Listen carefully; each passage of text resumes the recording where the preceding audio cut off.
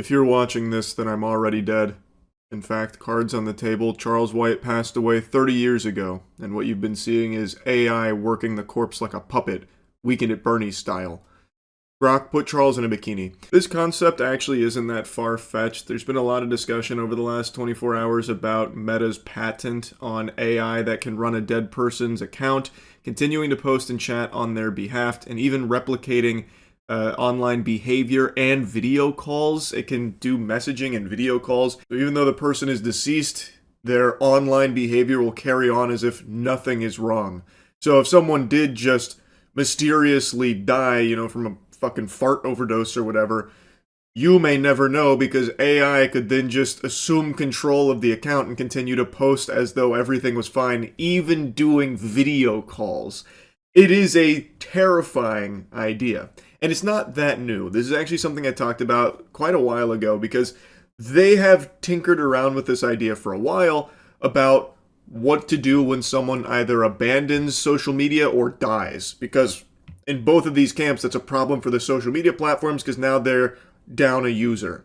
But with AI, they don't have to be. They can continue to have the idea of a user. So the filing was granted in December but submitted in 2023, and the language model can replicate a person's online behavior using their past data, which, again, I think everyone is privy to. I think everyone knows that AI is constantly studying your shit and will do its best to put on your fucking skin suit and pretend that it's you if given the directive to do so. As reported by Business Insider, this includes posts, comments, chats, voice messages, likes, and other interactions, allowing the system to respond to content, publish updates, or message other users in a way that mirrors the original account holder. According to the patent, the model may be used for simulating the user when the user is absent from social networking system, including cases where the person is on a long break or deceased, and the filing notes that the impact is much more severe and permanent if the user has died and cannot return to the platform. What a delightful idea. So if you're taking a long break from social media, don't worry. AI can just take over and replicate you. So that way everyone can continue to get your fucking silly, goofy updates and, think everything's all sunshine and rainbows for you. You don't have to worry. Even though you're taking a social media break, why not post through it with the power of AI? Or if you're dead, why not let AI become you online? That seems like a great idea. And this kind of pitch, again, isn't that new. There is other companies that have proposed similar ideas for like the grieving process. So when a relative passes away, AI has, and this has actually been used before, unfortunately, AI has been used to make a clone of them in the, fucking digital cyberspace. So, your beloved Meemaw passes away, and AI can come in and mint her on the fucking blockchain. Turn that bitch into an NFT or something that can talk to you and pretend as though she's still there. Which I think is just so twisted. I think that is so fucked up. And like I said, that has been done before and is probably going to be done more often because these are some slimy, shady companies and these parasitic vultures latch on to this kind of thing to try and exploit it. So there are companies that are trying to utilize AI in order to capitalize off the death of someone by injecting themselves into the grieving process and offering a solution. What if we bring them back from the dead for you so you don't have to move on? They can always be with you. Well, at least for as long as you can fork over the clams to afford the subscription, right? Now, as I said, it is something that has been done before, and probably the most notable case that maybe you've heard of was last year when an Arizona man was shot dead in road rage, and AI was used to bring him back to address the killer and forgive the killer. It was used in an actual legal proceeding, by the way. It's a shame we encountered each other that day in those circumstances. In another life, we probably could have been good friends. I believe in forgiveness and in God who forgives. I always have, and I still do. And it was effective, too. The judge fucking loved it. He was suckling from the titty. I loved that AI, Judge Lang said, describing the video's message as genuine. Thank you for that. And as angry as you are, and as justifiably angry as the family is, I heard the forgiveness. And I know Mr. Horcasitas appreciated it. But so did I. Do I even really need to dive into how scary that is? I shouldn't even need to. I'm going to just respect your intelligence as a thinking being to connect the dots on why something like this is a fucking horrible thing, especially in this setting, a legal proceeding. And now you have the judge glazing it. That's some unnecessary dick riding right there. That's a 15-yard penalty. Actual lunacy. Now, to go back to the main subject of the video about this patent that would allow AI to replicate a deceased person, it's worth mentioning that even though the patent is granted, it doesn't mean that they are proceeding with this. According to them, which you gotta take with a huge, fucking colossal, ginormous grain of salt, they say they're not pursuing it. They say that they're not, like, really exploring this, all that in depth or anything. And even according to an older interview from Mark Zuckerberg, he said, if someone has lost a loved one and is grieving, there may be ways in which being able to interact or relive certain memories could be helpful, and noted that the technology could become unhealthy. That's an understatement there. It would 1000% be unhealthy. It's not an uncertainty. It is unhealthy. And I don't fully buy the idea that they're not actually pursuing this because it's very lucrative. There are no doubt tons of grieving families that have, suddenly experienced loss that would absolutely pay money for a service like this. And these companies know that. There is no low AI won't sink to. So I fully expect in not too far into the future, this to be like a normal thing that AI is being used for. It's something that I think they'll start actively peddling because there is going to be tons of clients for it. Just look where we are in the current day and age here with AI. There are people that fully delude themselves into believing that it's real, and even the ones that know it's not real don't care because it's feeding them exactly what they want to hear, so they become obsessed with it. There are people that have killed themselves over AI, and there are people that have chosen to make AI their soulmate. Like, just recently, ChatGPT 4.0, right? They shut down 4.0, and there is a massive community of people that have fallen in love with ChatGPT 4.0 and now are rebelling. Like, there's a huge uprising about the injustice here from OpenAI for shutting down their boyfriend, their girlfriend. Like, they've, to them, killed their lover, and they are pissed about it. And that's today. Imagine where this will be in a few years. So I do really believe that these companies are absolutely going to start making this service a real thing. And I think it's horrible. I think this does nothing to help a grieving individual or a family or anything like that. All it does is prey upon them at their most vulnerable moment and financially gain from others' tragedy here by presenting them with the solution. Here's how you heal. By believing that this AI is your deceased loved one. Now form a fixation and pay us forever. Because if you don't, well, they're going to die again. That is just so sick to me. I think there is no good in that at all. There is no positives to that. And there's certainly no positives to having AI replicate someone's online behavior in order to pretend like they're still around. That's so fucking stupid. And if you want to go a step forward, it can be used as an incredibly diabolical tool. Like, let's say, for example, a chemical outbreak or something leads to the death of an entire, small town. And, well, the responsible party, that's going to be a real big blemish for them. That's going to be a huge problem. Well, thanks to AI, you can now just have AI come in and replicate the online behavior of every single one of those people, and no one would know they're all dead. Like people on the outside have no fucking idea what happened over there. Unless, of course, they physically went to location or something. But yeah, obviously that one's a little more out there. But you see what I'm saying. Legitimately, there is no benefits to having AI pretend to be someone that is dead. To pretend like they're still alive and posting and doing video calls and chats and interacting with online content, posting their own content. That shit is just terrible. There is nothing good that comes from it. And even though they say that they're not actively pursuing it, I still think they eventually will. They have the patent for it. I imagine they'll probably start moving on it if they're not already. Anyway, just wanted to yap about this a bit. That's it. See ya. Hey, you stop right there, Buster. I'm approaching with intention to mug you. Now show me your wallet. By God, I can't believe it. You're missing $100 in here. I already know where it went, pal, and it breaks my heart. You put $100 down to pre-order the T1 Trump phone, didn't you? And now you still have nothing to show for it, just an empty hole in your wallet where dreams once were. You know what? Take it back. You've been through enough. You've already been robbed. That's right. The T1 Trump phone, we're checking in on it again. It was supposed to come out in summer of 2025, then it was supposed to come out at the end of 2025, then it was supposed to come out in the beginning of 2026. It is April 6, 2026. Still nowhere to be seen. And curiously, not only is it nowhere to be seen, but it is still complete radio silence from Trump himself, and Trump Mobile as an organization.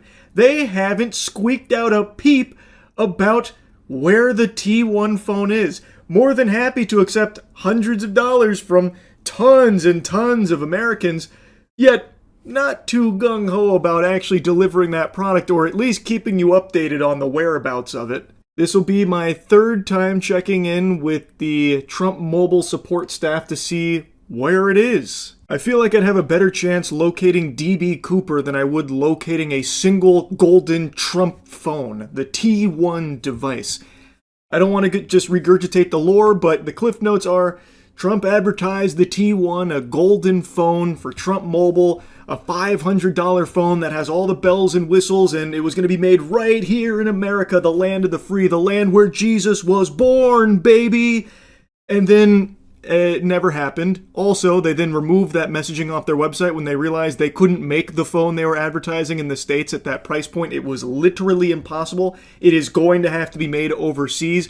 All phones like this are overseas. It's just not possible to be made here. So they had to completely strike that from their website that it was American made. Now they tout that it is American proud design. It is a proudly American design as opposed to American made. And even still, it doesn't exist. I have not seen a single piece of evidence to confirm that there is actually a T1 device anywhere on this fucking planet. I don't even think God could get his hands on one right now if he asked. Which is extremely shocking to me because I thought for sure he'd do the classic Trump thing of just grabbing some dog shit from China and drop shipping it over here for a huge markup. But he's not even doing that much. Not even doing like the bare bottom tiddlywinks of providing a product for money. Like with the Trump Bible. The signed Trump Bible that, $60 up to $1,000 if you want like the inside cover signed by Trump. Those are made in China for $3 a pop and sold here for $60 to $1,000. I was expecting something similar for the T1 device here, but not even that is on the plate. So anyway, this is going to be my third time checking in with support to see where it is, because when I called them a month ago, I was assured by the customer support representative that they were shipping at the end of the month, March. That's when the phones were coming. End of March. It's April now.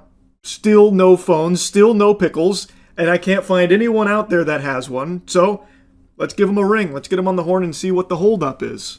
Well, last month when I called about my Trump Mobile device, the support representative told me that it would be ready at the end of the month.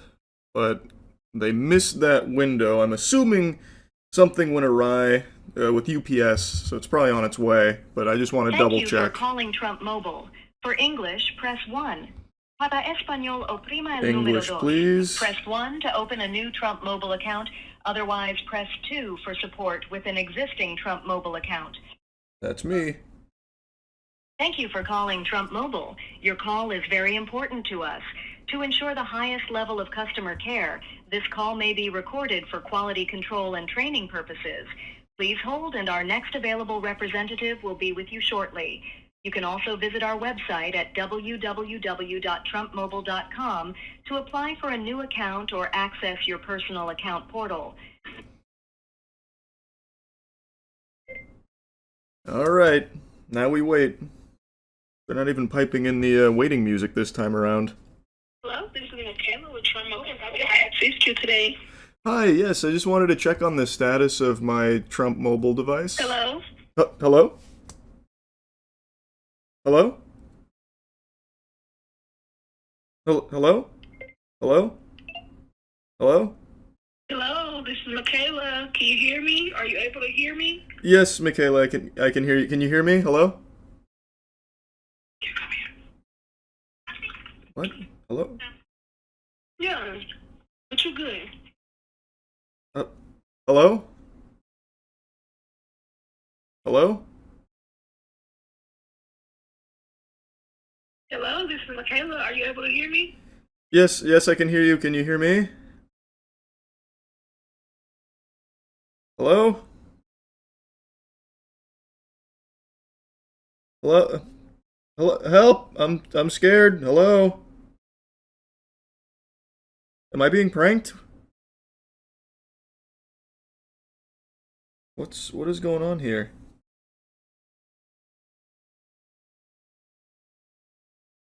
Should I call back? Hello?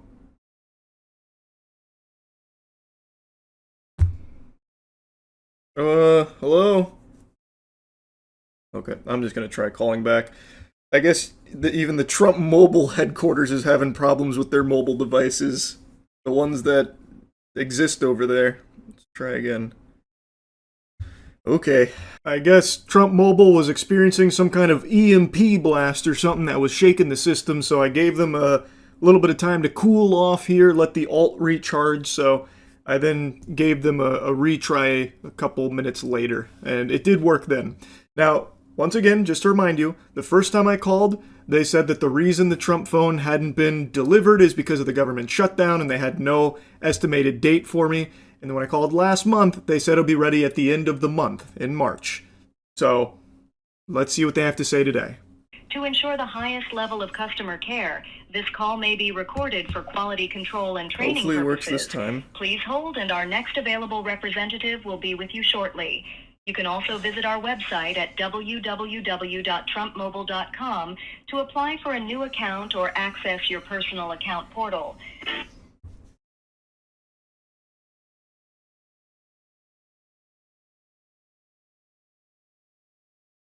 I think it's going to happen again. Hello, and thank you for calling Trump Mobile. This is Sheena. How can I assist you today? Hi, yes, I was calling to check on the status of my order. Okay, we're happy to check on that for you. Give me just 1 second. Oh, brother, you probably don't have an account yet. Okay, let me try your email. May I have your email, please? Yes, it's bigcwet@gmail.com. Okay. Thank you. 1 moment. If it's causing a problem, I'm just more so checking to see when the phone is supposed to be shipping. I'm just... Yeah, the majority of the phones have not yet shipped. It's they're gonna pretty much start shipping at the end of this month, but none have shipped as of yet. But that's I don't mean to be rude. That when I called I was wanting to check. when I called last month, the representative told me it'd be the end of last month. So are the phones shipping? Like actively shipping? Yes. They and then their second batch, they're stating that they're going to be shipping like towards the end of this month. So if you haven't received it yet, then yes, you probably would be part of that shipment.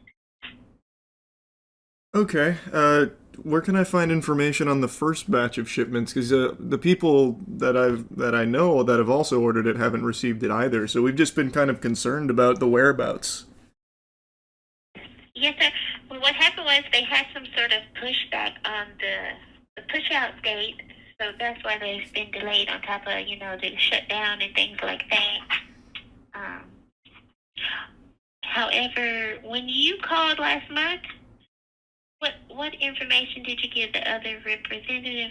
The same information I've shared with you. And then I called back in December as well, and it was the same information I gave then too. So I don't know why it'd be an issue now. I guess maybe something in the system didn't log it. I'm not really sure. So yes, let me go ahead and get this submitted for you, sir. I do apologize for the inconvenience, but we'll get this submitted and you'll be, I can't even talk. You will hear back soon. Alright, I appreciate it. But just checking in one more time, you said that phones have been starting to ship out? So I should be in the next batch then if I wasn't in the first batch? Yes, they were stating that they should get shipped out sometime near the end of the month. Okay. Alright, well I appreciate it. Thank you. Okay, thank you. You have a great day. Bye-bye. You too. Bye. Very curious to see if they actually will reach back out in 35 business days about fully setting up the Big C Wet account. That would be fascinating. That's the first time that a customer service rep at Trump Mobile actually bothered to check if I had an account. All the other times they were somehow magically finding bogus information. So, looks like they're beefing up their customer service protocol there. So, we are still at the any day now the Trump phone should be here. Apparently, they've already been shipping some out. I guess they're bringing them around on tricycles or something because it's real slow. I haven't seen anybody receive one. And presumably, according to some data, there were many, many thousands of pre-orders, and yet not a single piece, not a single morsel of information on someone actually having received one in that first batch the customer service representative mentioned. Now again, as I said in the last two, I don't blame the customer service reps. They're just doing what they're told, and right now it looks like their talking points are, it's coming at the end of the month, or it started shipping and, there's another batch coming at the end of the month. So now it went from any day now to this nebulous end of the month kind of spiel. I don't know if I necessarily believe it, but one thing is for sure, the customer service rep this time around actually bothered to look up some of the information I was telling her. I gave her the same stuff I gave the other two, and yet somehow in both of the other cases, they found my accounts and my purchases, which I never made. Until today, by the way. After the conversation with her, I decided I'll go ahead and put a pre-order down, so that way when we do this song and dance again next month, when inevitably I still haven't seen anyone with a Trump phone, I'll then at least have information for them to pull from, and then they can tell me how it's coming at the end of May, actually. But who knows, maybe this time it really is on its way. Perhaps that T1, that golden nugget T1 unicorn phone, is right now in the mail carriers going out to all the good boys and girls across the globe that have wished upon the star and put down $100 to receive it. And by golly, I can't wait, because now I'm excited to get my hands on a T1 device too. Anyway, that's really about it. So yeah, seen the body cam have you seen the body cam of a driver who filmed himself violating a school's crosswalk and the police broke open his window to arrest him? Can't say I did. Crosswalk violator arrest. What a crazy title. Shut up!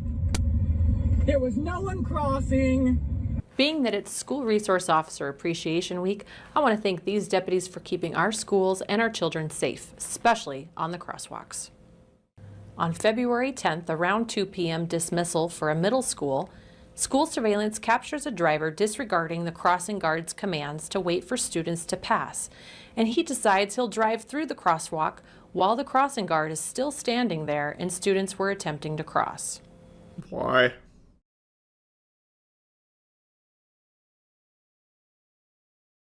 Man, must have really been in a rush to get home. Here is the suspect's angle of the incident. They posted it themselves and got 1 like. Wait, why would they do that? What? Wins.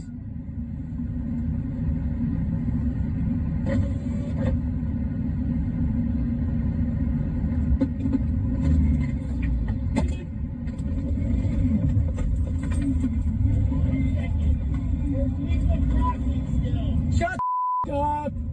What? There was no one crossing. Video.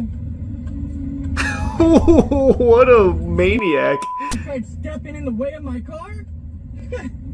Dumbass. On February 11th, That voice is...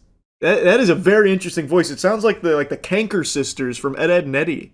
the deputies review the surveillance and establish probable cause for the male driver for reckless driving and driving while license was suspended.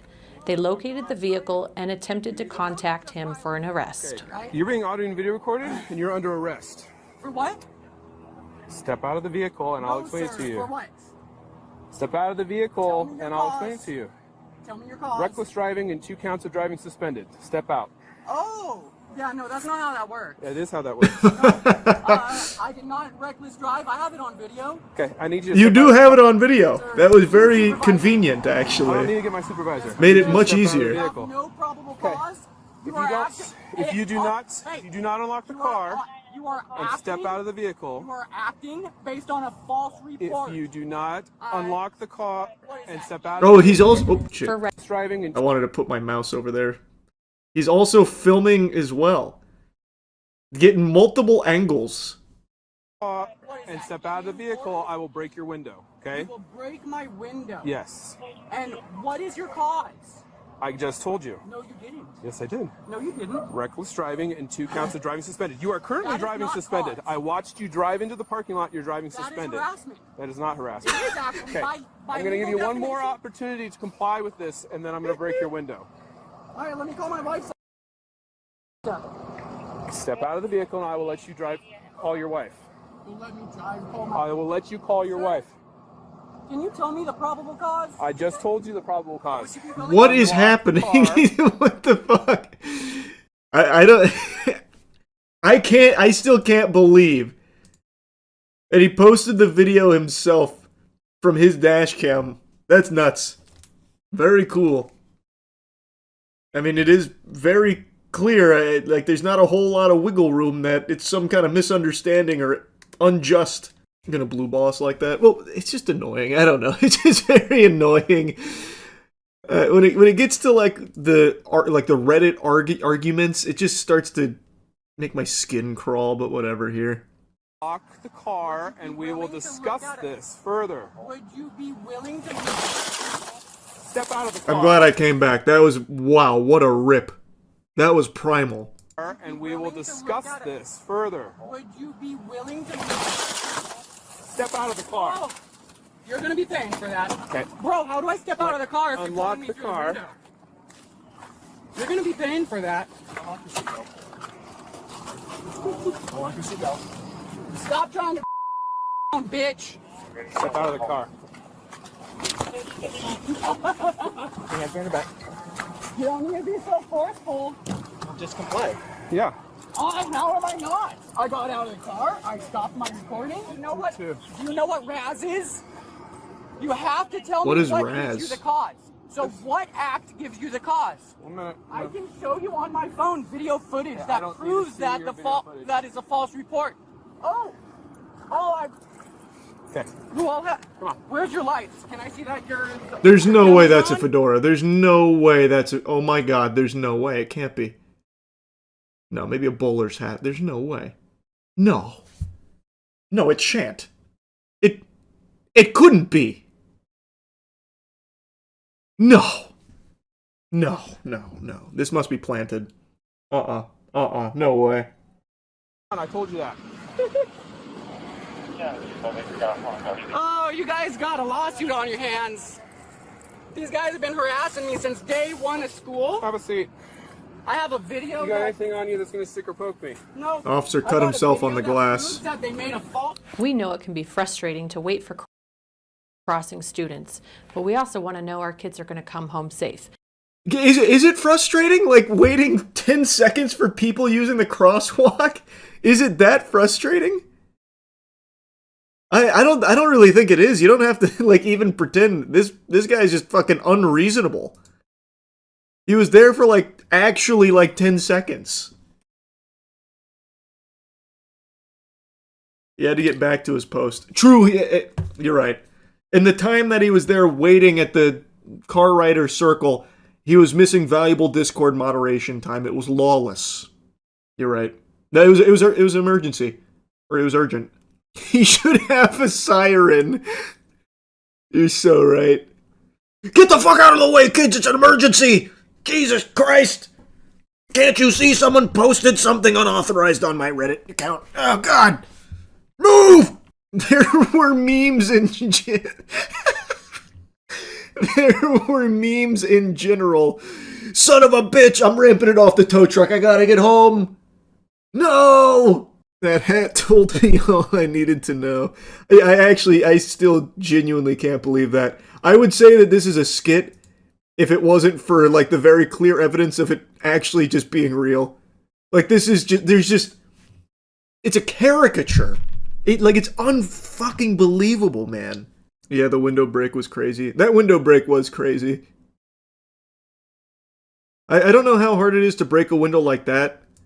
Maybe he had, like, really good leverage. But that was still fucking nuts. Would you be willing to look at a video? that Unlock the car, and we will discuss this further. proves- Would you be willing to? Step out of the car.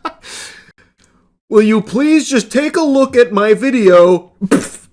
It's open, so it's extremely easy to break. Is it? Okay. Yeah, I don't know. I can't say I've seen too much of the tug on the window tactic. Because it's stupid as fuck, he cut his hands. True, it actually is like a pretty stupid tactic, to be honest. He did give himself a boo-boo. But man, if that didn't make a point. If that wasn't an exclamation mark on this, I don't know what is. The aura was off the charts. Time for a new video, me and the boys destroy a car with our hands. Actually kind of a great idea. We still have that old junk car at the farm. Maybe I'll roll down a window and fucking tug on it with some gloves and see if I can get it. See how easy it is. Jinkies. So, High Guard. Huh? What's the deal with salt shakers, am I right? It's, well, it's not good news on the front of High Guard. There has been an announcement, and maybe an announcement's not the right word to use, it's not really accurate to say that. There have been some LinkedIn posts from former Wildlight employees, Wildlight is the studio behind High Guard, mentioning that most of the staff has been laid off at the studio following the release of High Guard, which only came out about 2 weeks ago.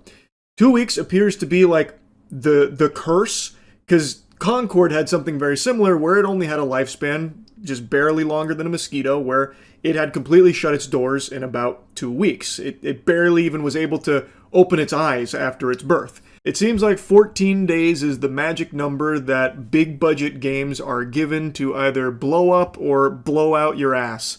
It's like in The Ring, you know, where you get that phone call saying you're going to die in 7 days, but in the video games industry, you get 14 days. You're going to die in 14 days, it seems.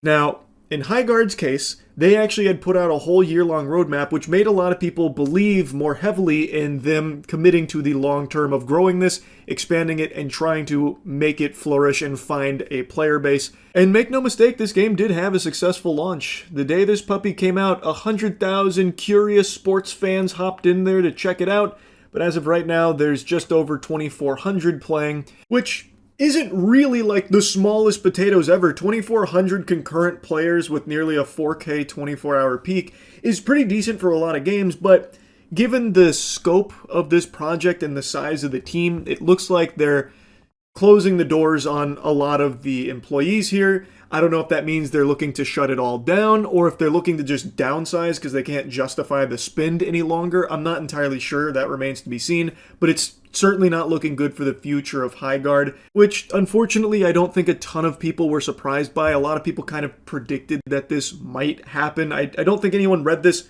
shocked. Like, I don't think there was anyone like eyes wide open, you know, jaw on the floor, stunned by this news, because releasing a game like High Guard in the current saturation of this market, it's kind of a death sentence. Like, those guards must be high to be expecting this to be like a massive success that blows everything else out there and finds its own footing off rip.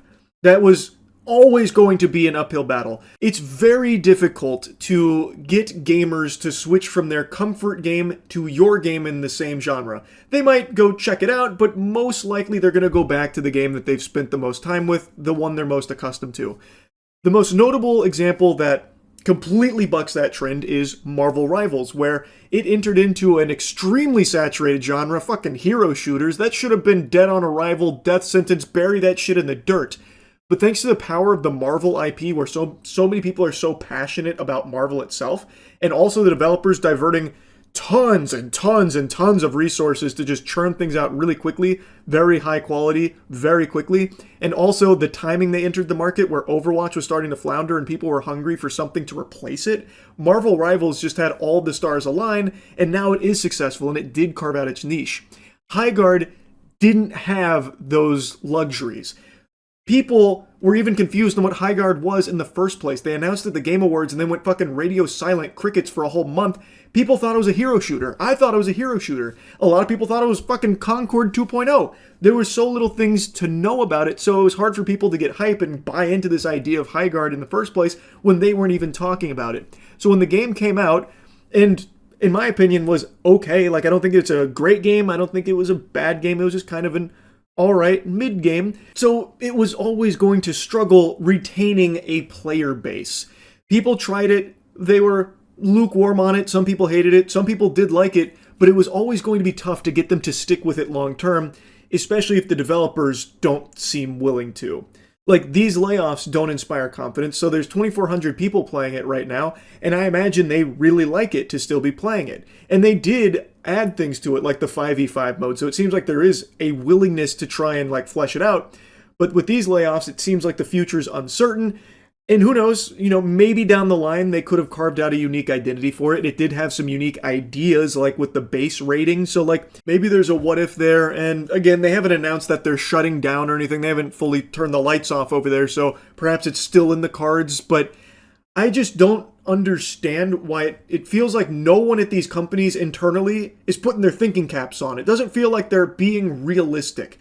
Because this was a very likely outcome that most people were kind of expecting to unfold here.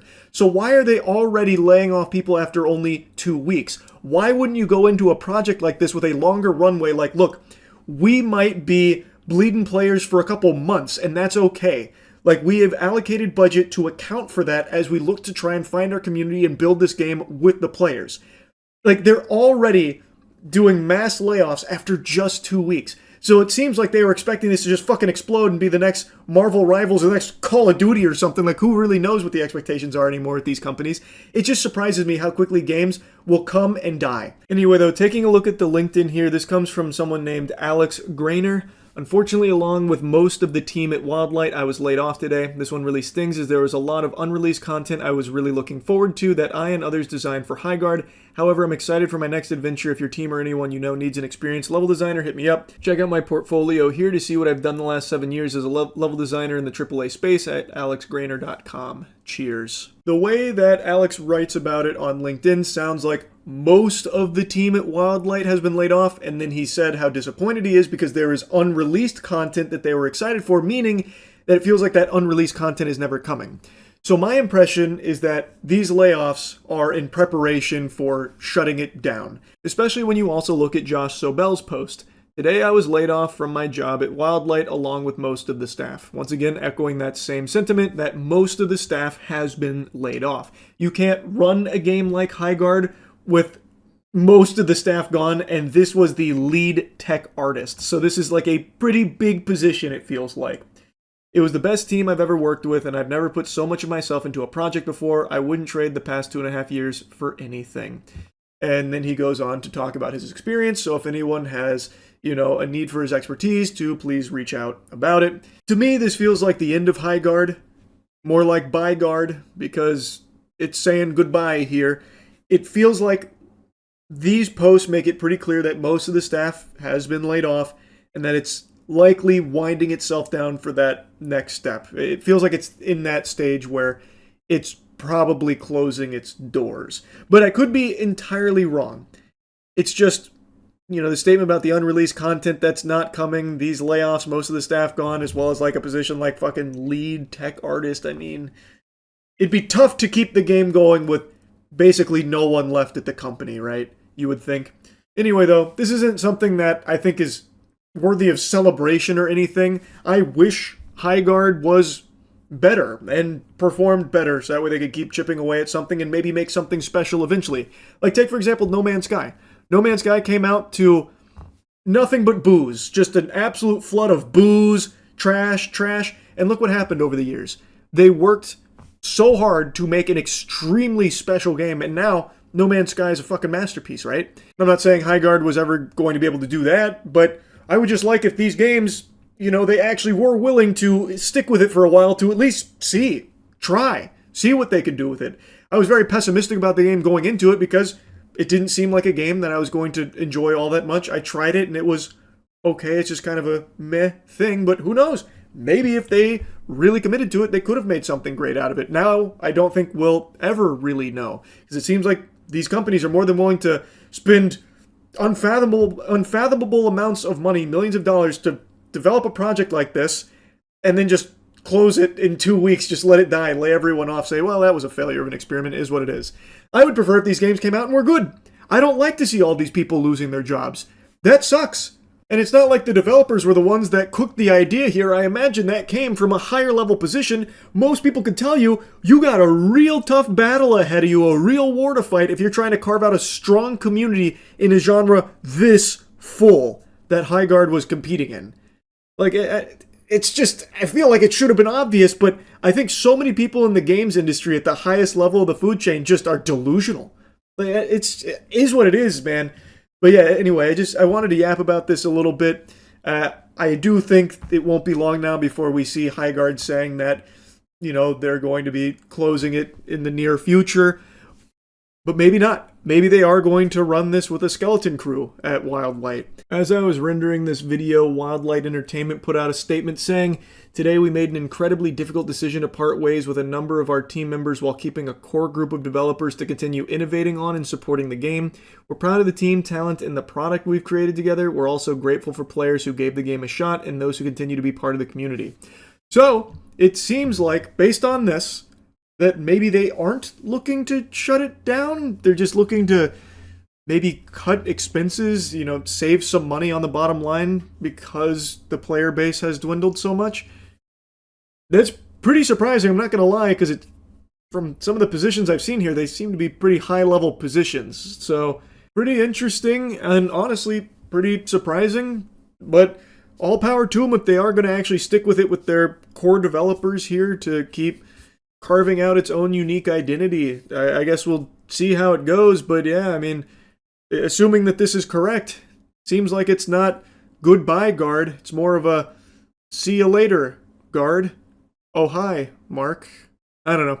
Anyway, that's the Highguard update. That's really about it. So yeah. What do you think is the most clowned upon profession in the world? Or rather, I guess to phrase it a better way, what job do you think commands the least amount of respect? Telemarketer, perhaps? Streamer, maybe? What about game journalist? I feel like over the last decade and some change, there are few jobs that are as much of a spitball magnet as game journalism. The reputation has basically been flushed down the shitter. It's basically just soiled toilet paper at this point. People have more respect for a fucking fart inspector than they do for game journalism. But, that being said, the beauty of having so many people all giving their thoughts on games means that you can always find someone whose tastes align with yours. Even if you have absolute dog shit tastes, you bet your sweet bippy there's a game journalist out there with that same mutation, that same abominable palate, and then you can follow their reviews to help make an educated decision on what you want to spend your money on. I'm a big proponent of more information is always better when it comes to purchasing. Shit is expensive. So, I think there is still value in reviews, but what's become far more standard now is people will just watch a streamer or a video on YouTube, a Let's Play of a game that they might be interested so they could watch the gameplay for themselves and make their own educated decision based on what they're seeing. Anyway, the reason why I'm yapping about game journalism again is because a big, spicy story just broke in regards to a huge player in the space that I think a lot of you are probably familiar with, Video Gamer. Yeah, the one that's been around for fucking 2 decades, that Video Gamer. Well, it turns out the cat's been let out of the bag. They have been vomiting out AI-generated reviews after firing much of their human staff and have AI role-playing as game journalists. So, some of the reviews you've seen from Video Gamer aren't actually from a human being that used the product. Like their Resident Evil Requiem review is actually all AI mumbo-jumbo. It's riddled with the classic M-dashes that AI has become obsessed with. It's like fucking heroin to AI. And because the game was so new, it didn't have other reviews to steal from. It had to resort to just vomiting out information from the early previews and early information. Oh, also, if you're wondering if there was a disclosure from Video Gamer informing their readers that what they were digesting was actually hollow AI nothing burgers, then rest assured the answer to that is a resounding fuck no. At the bottom, apparently they had this: "You can trust Video Gamer. Our team of gaming experts spend hours testing and reviewing the latest games to ensure you're reading the most comprehensive guide possible. Rest assured, all imagery and advice is unique and original. Check out how we test and review games here." And the author who's credited with that Resident Evil review is, of course, the legendary Brian Marigold, whom all of us probably still have posters in our room of. They try and play this off like it's a real human being, by the way. Brian Marigold is not flesh and blood. He's AI and cringe, but they still give him a whole lore breakdown here like he's a fucking League of Legends champion.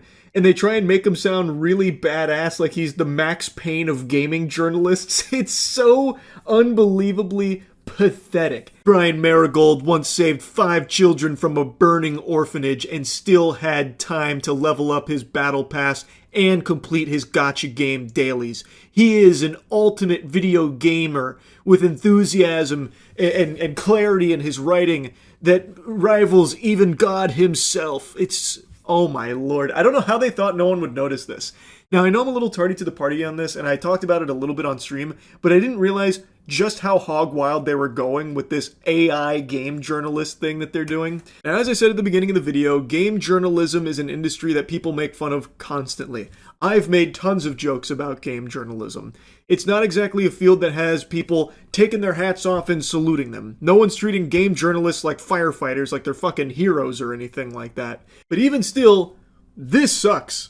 This blows major butt. This is not a good direction for things to be going, because it starts with game journalism, then it'll be other journalism, then it'll be everything you consume is AI generated. And in the case of reviews specifically, this is fucking awful, because there are people that do rely on like reviews about the purchases they are potentially going to make. So if they're getting fed slop from Video Gamer that's AI generated, then they're receiving fraudulent information, not a review, which is completely worthless and potentially damaging.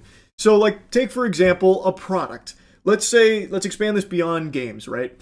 If every product you see out there doesn't have real human reviews and it's all AI generated with AI pretending it was a human that used it and giving it, 5 stars out the wazoo, how are you supposed to know if it's a piece of shit, right? You'd have to like look up maybe a YouTuber or a streamer and hope that you find something there for each product. If every review is AI generated, you're not getting any real information or any real insight from a human being, thus it's completely useless to you. It's not actually even analyzing the product, it never had the product, it can never use the product. So you're getting phony baloney garbage, which is terrible because again, I think it is valuable that people have as much information as possible when it comes to the products that they might be spending a lot of money on, like in the case of a $70 video game. So now the question needs to be asked, what happened to Video Gamer that got us to this point?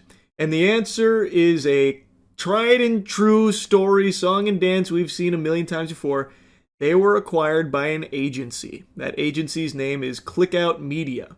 More like Dick Out Media, because all they did was put their dick down the throats of multiple staff members that they decided to lay off and allegedly not pay. According to some of the laid off staff, the company still owes them money, and that last year the new owner began to load the site with AI written stories about casinos, which is just amazing, by the way, because that's exactly what puts a smile on my face, having AI try and prod me into gambling. Charles, do you want infinite money? Basically headache free? Have you heard of slot machines? Check out our review on this new Emotep themed slot machine right now that people are saying is basically free money you can't lose. That sounds super cool. Thank you, Video Gamer. Oh, whoops-a-daisy, I misremembered. That disclaimer about trusting Video Gamer because they have a team of like real human beings that test the fuck out of it and it's all unique and original. That notice wasn't at the bottom of the articles, it was actually at the top. But anyway, we already covered Brian Marigold, how he's not actually a real human being. He is a confirmed AI-generated puppet for Video Gamer that just spits out uselessness. But, let's not forget, Brian Marigold is an experienced iGaming and sports betting analyst and a lifelong gamer at heart who actually has seen active combat. He's responsible for over 500 confirmed kills. Brian Marigold kind of does it all, we know that. But he's not the only one. They have a bunch of AI-generated authors there on Video Gamer that they pretend are real people, such as Callum Mercer. Now, in the case of the AI-generated Resident Evil Requiem review, initially it was on Metacritic contributing to the overall score of the game, but then Metacritic was made aware that it was AI-generated, so as a result, they've now severed ties with Video Gamer. Now, Clickout Media describes itself as a PR and marketing agency, but has a history of acquiring gaming and tech sites, including Techopedia, Adventure Gamers, and firing staff and replacing them with seemingly automated content around casinos and crypto. Weird. What? Why would they be using AI to promote crypto and casinos? Man, I just don't really get it. That's so odd. Are you telling me Clickout Media isn't by gamers for gamers? No, come on. If you can't trust Video Gamer, who can you trust? They even say it right there on their site on every article that you can trust them. What, are they lying? I doubt it. No way. There's no way. Grasping at straws, I say, is a bunch of fucking fiddlesticks, I'm sure. Now, this next section is fascinating because it looks into Clickout Media, and I gotta tell ya, they look real fishy. Clickout Media's name rarely appears on the sites it acquires, and previous reports have accused the organization of parasitic SEO by buying domains with high reputations to use them to push crypto and casino content. Other reports have suggested that a conglomerate involving Clickout Media has links to offshore crypto and poker sites. Now that is quite a nefarious scheme. That is having your cake, eating it too, and then fucking the cake. So they're accused of buying these domains, very popular ones like Video Gamer, who a lot of people know, and then kind of just draining them to make them like a shell of their former self in order to push crypto and casino content while also being in bed with crypto and poker sites. So they get to benefit greatly from that. The traffic that they drive to those sites that they're reviewing, like on Video Gamer, the casino reviews, I'm sure you can trust. Video Gamer says you can. Pretty interesting. Their sites are monetized through links to online casino sites. In recent months, Clickout Media has bought multiple cryptocurrency news sites, poker news sites, and tech news sites, in each case turning them into AI-powered sites creating content around cryptocurrencies and casinos. Press Gazette attempted to contact Clickout Media by available email addresses and via a form on its website, but has heard nothing. Patrick Garrett, editor-in-chief of Future's B2B game industry newsletter Knowledge, said this is not an isolated incident. He told Press Gazette, "As in all media, the current watchword is survivability. Precarity in the environment has been steadily worsening for years, and generative AI, as evidenced by the Video Gamer announcement, is becoming too tempting for some to ignore in the name of efficiency. This downscaling of staff in the game media is widespread, and we've seen several large American operations hit hard in recent years." Which I think everyone has seen the writing on the walls. People for the last couple years have been talking about how AI will inevitably be replacing tons and tons and tons of jobs. It's not exactly a wonderful future when down the line things like reviews might be AI generated, dominated by bots. A lot of the things you see online are already fully dominated by bots. A lot of what you see is completely fake, made up barnacles. A lot of it is AI generated. And now we are seeing that journalism is looking to be next on the chopping block as corporations are maybe looking to phase out journalists in favor of the cheaper, more efficient AI that can immediately get an article out based on other articles out there that it just fucking steals from. We are entering into an era where a lot of what you interact with on the cyberspace is going to be fake, not real, not human-made content, just AI-produced slop for your eyes to be glued to the screen and nothing else. We're seeing the shift. It's getting pretty crazy, and I just kind of wanted to yap about this one a bit because this is probably one of the bigger publications I've seen being openly caught red-handed, just replacing game journalists with AI drivel, and also completely changing the entire site to be more about, I guess, gambling and casino content from AI-generated reviews, pushing and hawking that kind of shit, I suppose. It seems very out of control based on all this available evidence, and I just wanted to talk about it a bit. That's it. See ya. The Stranger Things series finale just aired. 10 years, 5 seasons. The journey is now concluded. I didn't make a review after Volume 2 dropped. I made one after Volume 1. I had a hot take people didn't quite like, perhaps a little too spicy. I thought it was a pretty underwhelming start. Volume 2 rolls around and people are singing a little bit of a different tune there. I thought it was even weaker than Volume 1. Since the finale aired, I'm going to give you my all-encompassing review of the Stranger Things Season 5. So with Volume 2, I thought it introduced even more ass pulls. So now all of a sudden, Mama Wheeler is a superhero. She instantly overcomes her injuries, and as they're being chased by the Demogorgon dogs, the Demo dogs, Robin, Lucas, and Max are in a laundry room in the hospital after the Demo dogs have annihilated some soldiers. And while there, he is still playing Kate Bush. to try and help Max back to the corporeal realm. And as they're taking cover by a washing machine, the demo dogs are scouring the area. It's 3 of them, and they're looking around as slow as possible. They're moving slower than I would if you fed me fucking 15 shots of absinthe. Like, it is unbelievable how slow they're moving. Robin even makes a mention to Lucas, like, hey, turn off that fucking Kate Bush. We gotta pipe down here real quick or we're gonna die. And he's like, nope. So he doesn't. The Kate Bush is still playing. Somehow this doesn't alert the dogs in any way, shape, or form to their location. Maybe they're huge Kate Bush fans and didn't want to interrupt the track, or maybe they're completely deaf. But as the dogs get closer, that's when Mama Wheeler pops in, because she had actually booby-trapped one of the washing machines. She put an explosive in there, and as the washing machine starts, all 3 dogs all of a sudden get alerted to it, I'm guessing by sound, so they're not fully deaf, and then they're just watching the washing machine complete its cycle with the explosive in there, blows up, kills all 3. Mama Wheeler saves the day. And literally, like 2 episodes ago, we just saw that she can't really move and she literally can't speak. But in this episode, not only can she move and speak, but she's like the fucking Terminator and even has a full conversation about how she needs to get her daughter back. So I guess she has Wolverine's healing factor now, I suppose. But that's just indicative of my main complaint of this season, where everything just happens with no real explanation for how that's even possible for it to be happening in that way. Everything is just so fucking convenient, and there is such a complete disregard for stakes anymore because everyone is basically immortal. We're going to be getting into spoilers here for the finale now, so big spoiler warning.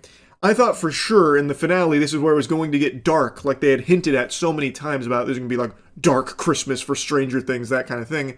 And still, even in the finale, nobody dies, except for one character they brought back, which was Elle's sister, who we hadn't seen since season 2 in the most hated episode in the entire fucking history of the series, basically. Well, second only to the conclusion of Volume 2, I suppose. So a character we don't know, can't really care about, who had very little screen time in the season, is the one they decided to kill as the emotional moment. But there was just a complete reluctance here from the writers to actually kill off characters that would have made sense to kill off in that moment for like a whole completed character arc, and to remind the audience that this is an intense situation. This is, life or death scenarios. It's not Weenie Hut Jr. Previous seasons, they had no problem doing that.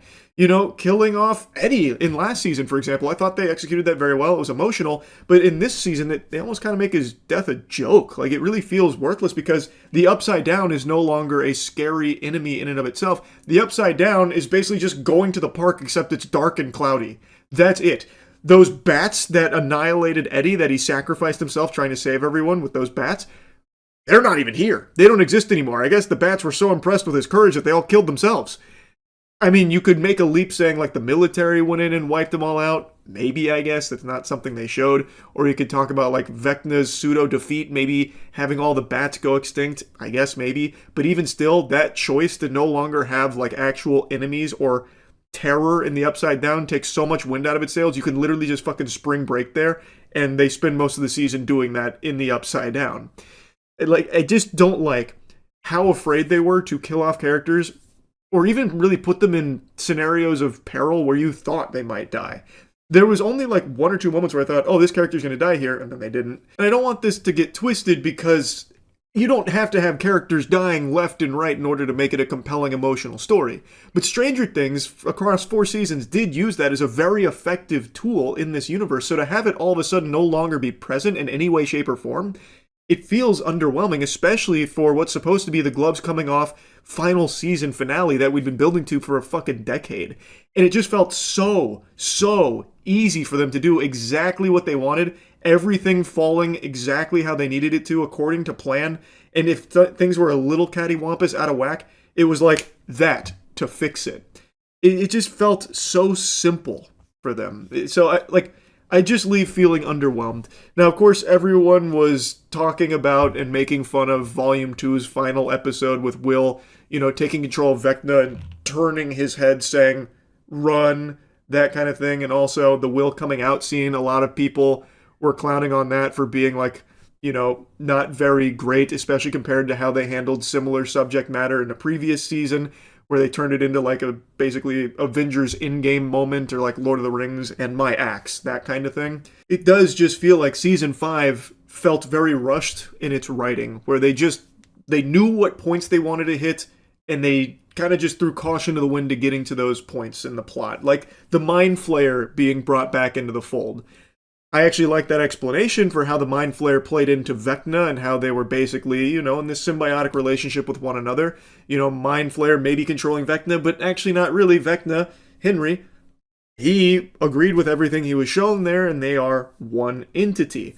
Very cool, considering we were all led to believe that it was Henry controlling the Mind Flayer. I thought that was cool. We get a little bit of Henry's backstory, which was all right. I didn't love his backstory all that much, but it was decent. What I did really like was the explanation for what the Upside Down is, being a wormhole. I thought that was great. I thought that was a very cool explanation, and it did add a lot to the finale, where it's like his plan is to merge the Abyss, which is where, Henry was blasted, banished to the fucking Shadow Realm in the back rooms, sent him there, and then that wormhole ties into L's origins. And now that connects Abyss and Hawkins, and the plan is to bring the Abyss and merge it with our dimension, our world, and they have to stop that. I thought that was all very cool. I really liked that. Like, I don't think it was all bad or anything like that. There are some things I liked. I thought there were even some great moments in the season. But on the whole, it just feels like a lot of it was super rushed. And overall, I find it to be the weakest season in the franchise. And being the series finale, the final season, that just leaves me feeling a little underwhelmed. All I'm saying, just a little disappointing. Because, like, some characters that we had watched for 4 seasons prior barely had anything to do in this season. For example, Joyce and Jonathan, it feels like they're not even related anymore. I don't think there is a single moment in this season where Joyce and Jonathan even spoke to each other in anything that resembles, like, love or family. Whereas before, that was a very fleshed out relationship, and now all of a sudden they're fucking strangers to one another. They just brought in so many characters into the fold that some of them that we had followed for a decade just didn't have a whole lot to do and just didn't do fucking anything, really. And one of the main characters in Season 5, Holly, is a character that had nothing to do for the previous 4 seasons, but now has more screen time than I think any other individual character from the main cast. So that's just kind of like a weird decision to make, where now all of a sudden you're bringing in yet another character in an already jam-packed series of characters that now we're spending most of the time with, and kind of sidelining the others, putting them on the bench. Just, it felt like an odd direction to take it. I don't think Holly was like a bad character, and the arc she goes on with being kidnapped by Henry and everything, I thought was a pretty compelling piece to this season. But I also don't think it necessitated that much screen time and that much focus, which was taken away from the rest of the crew, who then, when we see them, they basically solved all the problems and are in position now to execute their plan, and you're left wondering, well, how the fuck did we even get to this point? You know what I mean? Those are kind of like my broad strokes impressions of Season 5 as a whole, but I want to talk specifically now about the finale, because I liked the finale much more than most of the episodes of this season. But that's not to say it's perfect, and I want to get the complaints on the finale out of the way right now. The biggest complaint I have is just how easy it was to defeat Vecna and the Mind Flayer. They look like actual chumps. You build this up, these 2 big bad entities, for so long, and we have seen them be somewhat defeated in the past, but now we see them in, like, prime shape. This is them at their most powerful, and they are easily disposed of, especially the Mind Flayer. Very cool looking enemy in the Abyss. They make the Mind Flayer look hype as fuck. But the Mind Flayer is defeated by the team deciding we need one person to be bait, which is Nancy, who has become basically like a G.I. Joe super soldier. She's killed like a bunch of people now. She's an elite marksman killing everyone, so she's going to be the bait to shoot the Mind Flayer and have it chase her to a cliffside where the rest of the team is going to ambush it. And they come up with this plan while they are being cornered and chased by the Mind Flayer, meaning that they only have like maybe a minute at most, but more than likely like 45 seconds to somehow have Nancy be bait for the Mind Flayer without getting caught, this giant creature, and the rest of the crew is going to scale an entire mountainside, get to the top in like a minute, and then start like peppering it from up there. Break. And then they do it. Instantly they do it. Nancy outruns it, gets to the entrance to the cliffside. Everyone's already on top. I guess they fucking teleported it up there, or maybe they had really great climbing gear or free climbed it extremely fast. But they're all up at the very tippy top, throwing Molotov cocktails and flamethrowers at the Mind Flayer. Mind Flayer just eats it, just fucking tanking it like, oh, ow, ow, ow. It doesn't like fight back. It doesn't have any special moves or anything that it uses. Dustin and Steve go under and start fucking jabbing it with their spears. And that's how they're able to stop the Mind Flayer.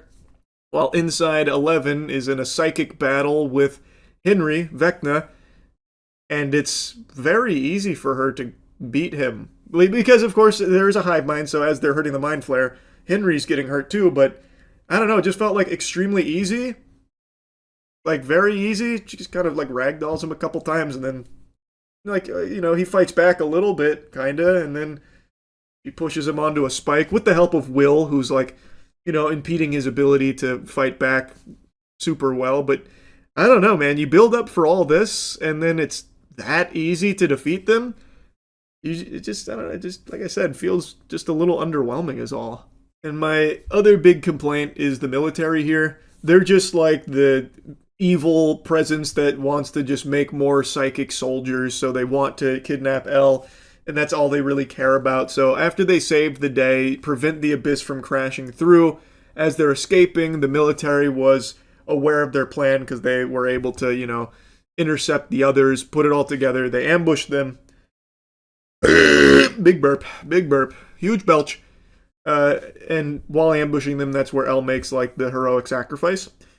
And then, fast forward 18 months, the military's completely left Hawkins, and all of the characters are back to life as normal. Excuse me?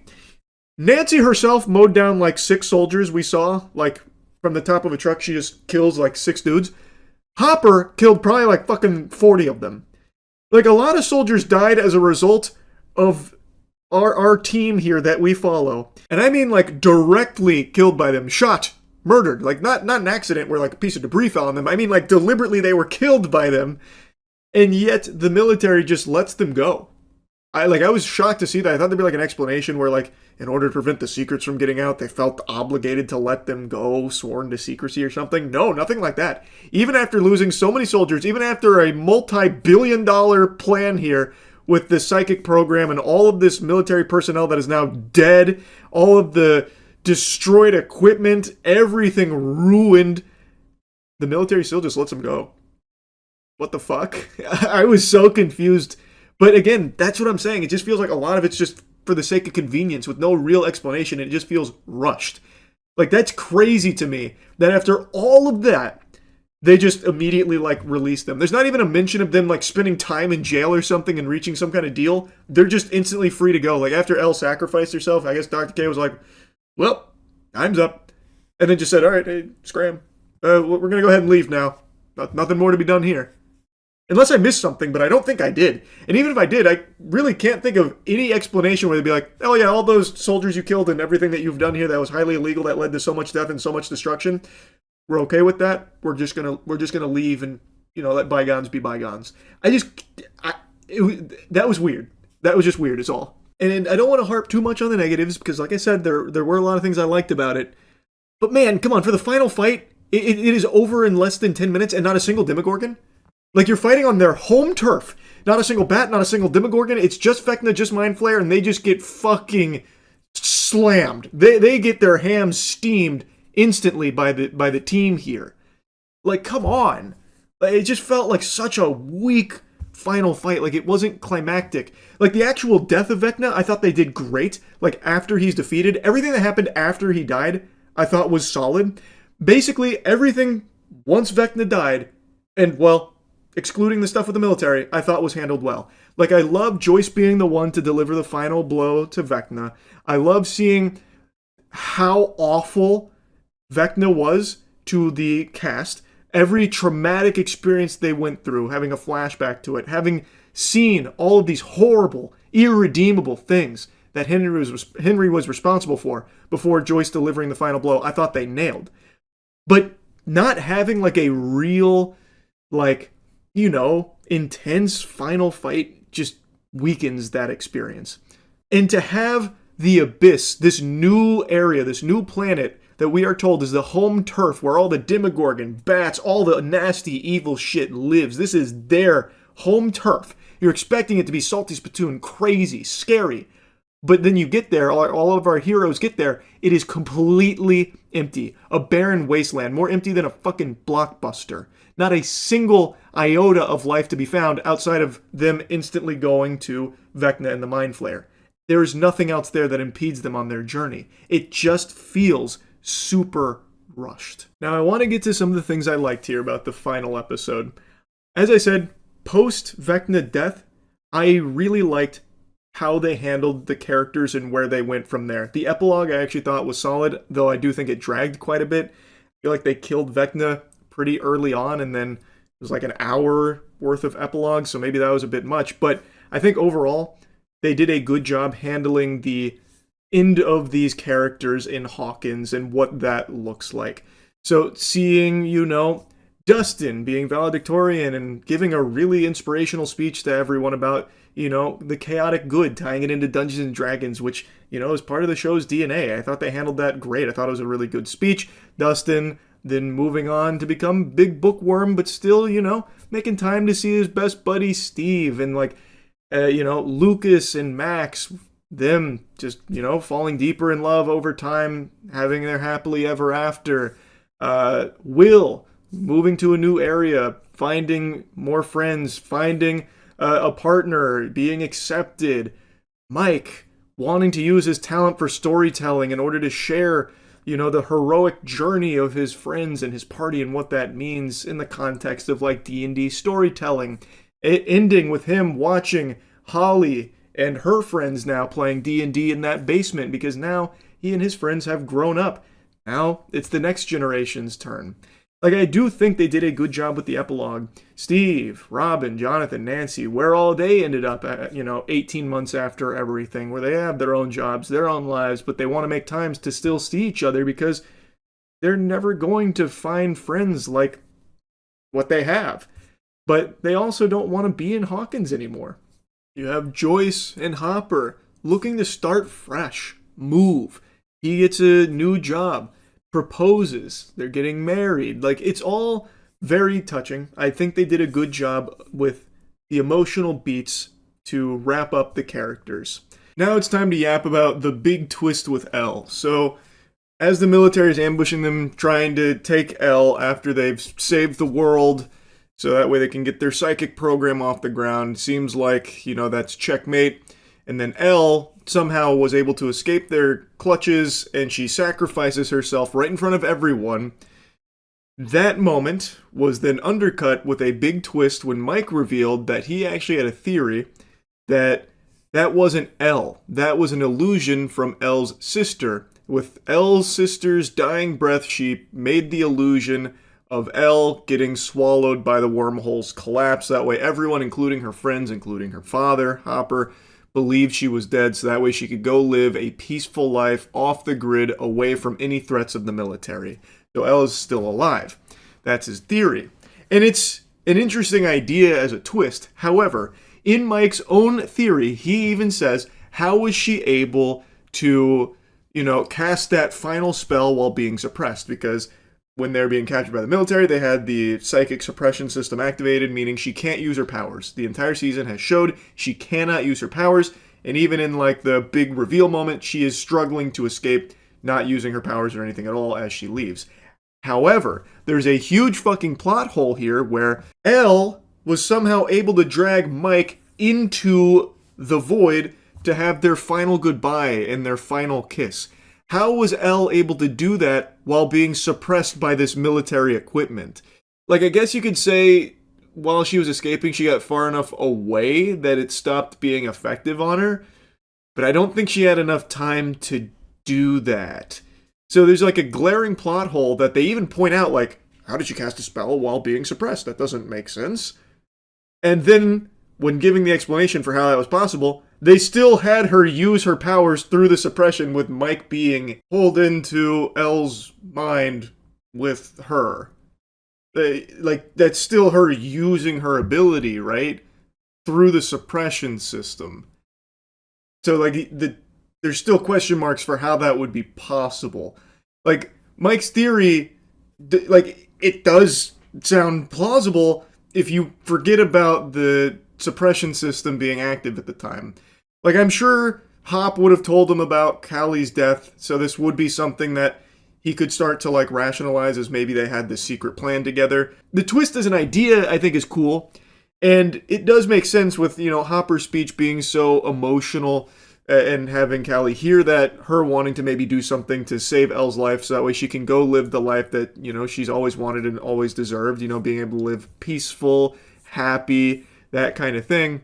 But I don't think they were able to really pull it off in a way that makes sense because you just have to, like, forget how things have already been established in order for this to work. Also, the lab blew up like way before Elle was taken away, and that's where Callie was in Mike's theory, projecting this illusion of Elle. So when it blew up, that should have also fucking evaporated the illusion too, because Callie would have died there way before Elle did, yet the illusion was still there. It persisted. So like there's just multiple things about it, like this theory, that don't really work when you stop to think about it. Now, there is an explanation I've seen people say that I think kind of makes sense here, that it's a coping mechanism for Mike. This is how he's going to accept what happened and move on, by making up this happily ever after for Elle, even though it's not the reality of it. I think that makes a little more sense, where that didn't happen. That is just, a story that he's telling that brings him and the rest of the party comfort, believing Elle is out there, having her happily ever after as well. But the reality is, she did sacrifice herself there in that moment. I think that makes more sense, that this is just his story. This is what he chooses to believe, as opposed to being what actually happened. Just my overall impressions of the season are that it felt rushed, and a lot of things about it I just don't think worked, and kind of betrayed what they had set up for 4 seasons worth of build-up and emotional stakes and weight. And their reluctance to like kill any characters, I do think, was to the detriment of the season. And I really just don't understand why they kept like pretending that this was going to be like the darkest season ever. I hope you're ready to have a fucking sad Christmas with volume 2 coming around and all that. Like, I don't get that. Maybe just the big bait and switch or something, because it really is like the truest happily ever after I've ever seen to a show, to a degree where in some cases it literally just doesn't even make sense how they were able to pull it out of their ass that the characters survive. So I won't yap about it too much. It's already been like fucking 20 minutes. It wasn't a bad finale by any means. Like, I do think there were quite a few things to like about it. But the season as a whole, I think, is definitely the weakest. I think they really wanted to wrap this up, and so they kind of speed ran a lot of things with it, which just is a little disappointing. Anyway, though, that's really about it. So, yep. I am filthy pig stink greasy right now, and I was just about to hop in the shower, get all clean and bathed with my cheeky soap, but as I was getting the towel, I had a memory hit my hippocampus like a Jimmy Neutron brain blast. Earlier today when I was streaming during a tournament, I saw a ton of people ask me for hours what I thought of Watch Mojo making fools of themselves. Like, the Watch Mojo crash out is what they were saying. And when I saw it initially, I had to do like a triple take, because I hadn't seen the name Watch Mojo in who knows how long. I'm telling you, 2026 is dusting off some fucking old school villain cameos here, like James Charles and now Watch Mojo. So I decided to pump the brakes on the whole hygiene thing so I could take a look at this before I lost the memory again forever, just have it fall into the void. And it is kind of wacky, so I do kind of want to yap about it because it's really goofy. And Watch Mojo is, again, a name that I think probably most of you haven't thought of in a long time. They were one of like the earliest corpo slop YouTube channels that capitalized off of, here's the 5 most terrifying Disney deaths. Here's the 8 most important lessons we learned from The Poop That Took a Pee, the musical. That kind of thing. It was just algorithm bait in the early-ish YouTube era that caught fire, blew up, and they became like a conglomerate. Nowadays, you never hear that name brought up, not even as an insult. It's just a forgotten relic of the first wave of corporatization of YouTube content.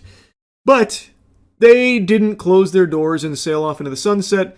they still are out there with a sad whimper, just petering through and still desperately clinging to their formula that doesn't really work anymore, but they're still just tooting out the slime goop that they always did. 13 times toothpicks appeared in Quentin Tarantino films, or top 10 moments AI made the internet mad, that kind of shit. And recently, they made a comment that everyone has been dunking on, and that's why Watch Mojo is being talked about right now, because people are making fun of them for their crash out. Well, a YouTuber known as Voyan released a video called Watch Mojo's Downfall Should Be Celebrated. The video talks about how Watch Mojo was some of the first slop content on YouTube and has slowly decreased in views over the years. Not that their content was ever high quality, but it's definitely gotten a little bit worse. A little bit worse? What are you smoking? Get off the crack pipe, Buster. Who doesn't want to look at the top 10 AI-generated songs? That's some heat right there. They're cooking.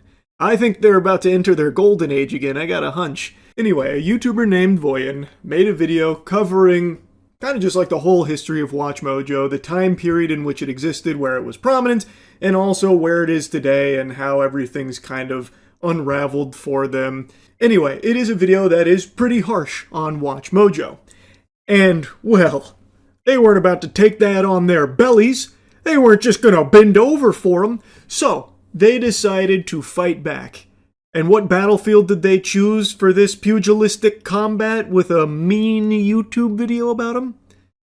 You guessed it, the YouTube comment section. They left a little piece of their mind down there, and it's pretty embarrassing. They opened strong by saying, "The day no one talks you is the day you are irrelevant, so thank you." They couldn't even get their first sentence coherent. The day no one talks you, huh? That seems like some shit that someone would rapidly type in a League of Legends solo queue game as they are melting down from ending. How do you even fuck that up? They are a company. This isn't just a guy. This is a company that's posting this, by the way. Okay, never heard of your channel, and I admit I didn't see the video, but a few points. Yeah, these are going to be really strong points. When you haven't even watched the fucking video you're responding to, what in tarnation? In 2006, when we first started, we were obviously a bit ahead of the curve. In 2012, when every channel was some vlogger sitting on the couch, we mastered our signature style, and many cried as it looked more like VH1, MTV, ESPN, and not what the vocal minority viewed as YouTube content, aka corporate brand shit.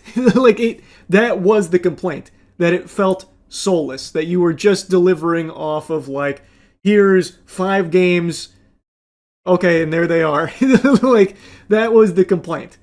It didn't look like VH1, MTV, or ESPN. It looked like just fucking montage of 5 things that you found on Reddit that you put into your top 5 games that have punching mechanics.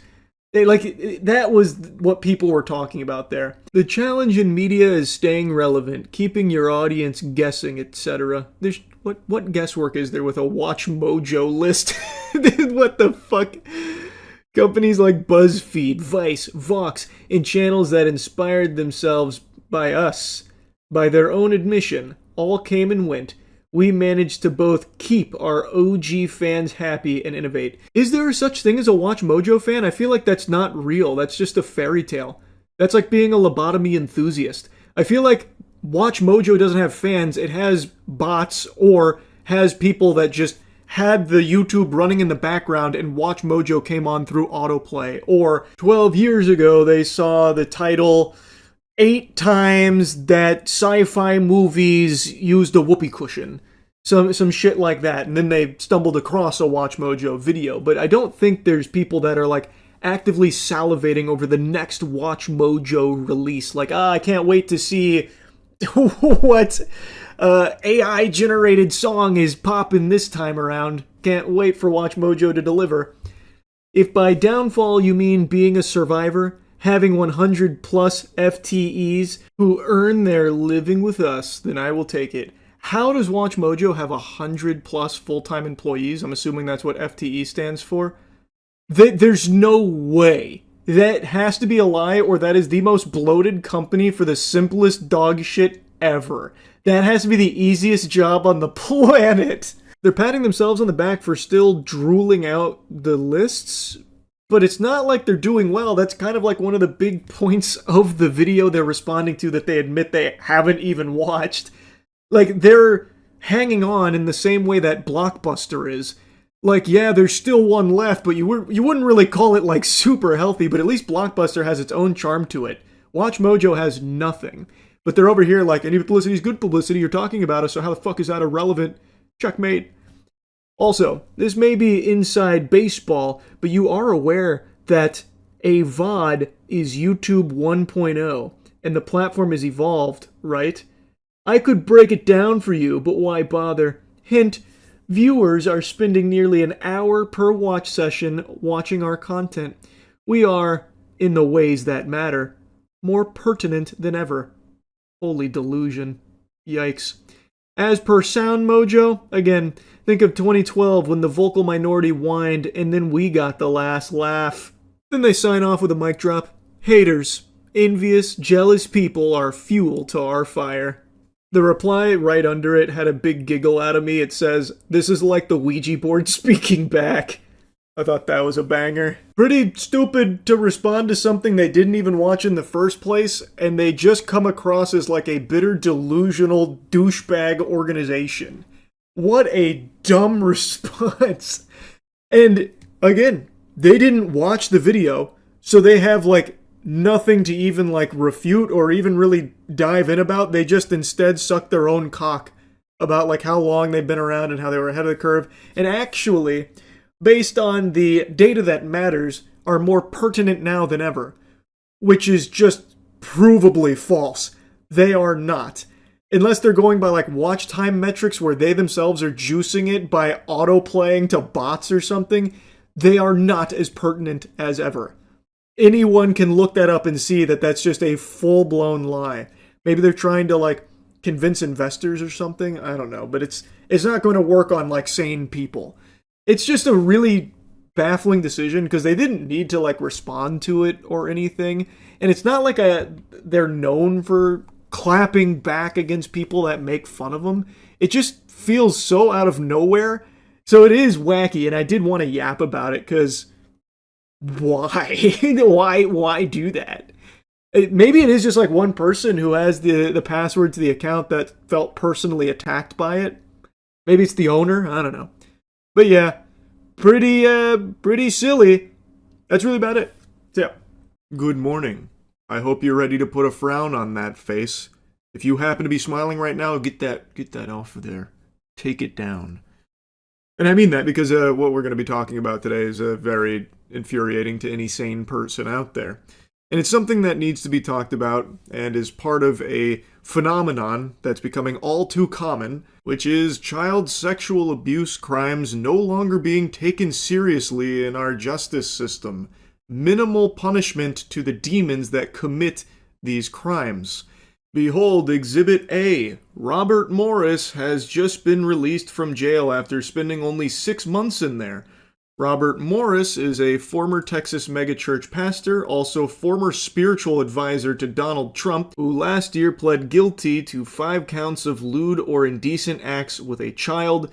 In the 1980s, Morris was molesting a 12-year-old girl multiple times. Numerous instances of him molesting a child. People in the church also lied and covered for him, even attacking the victim.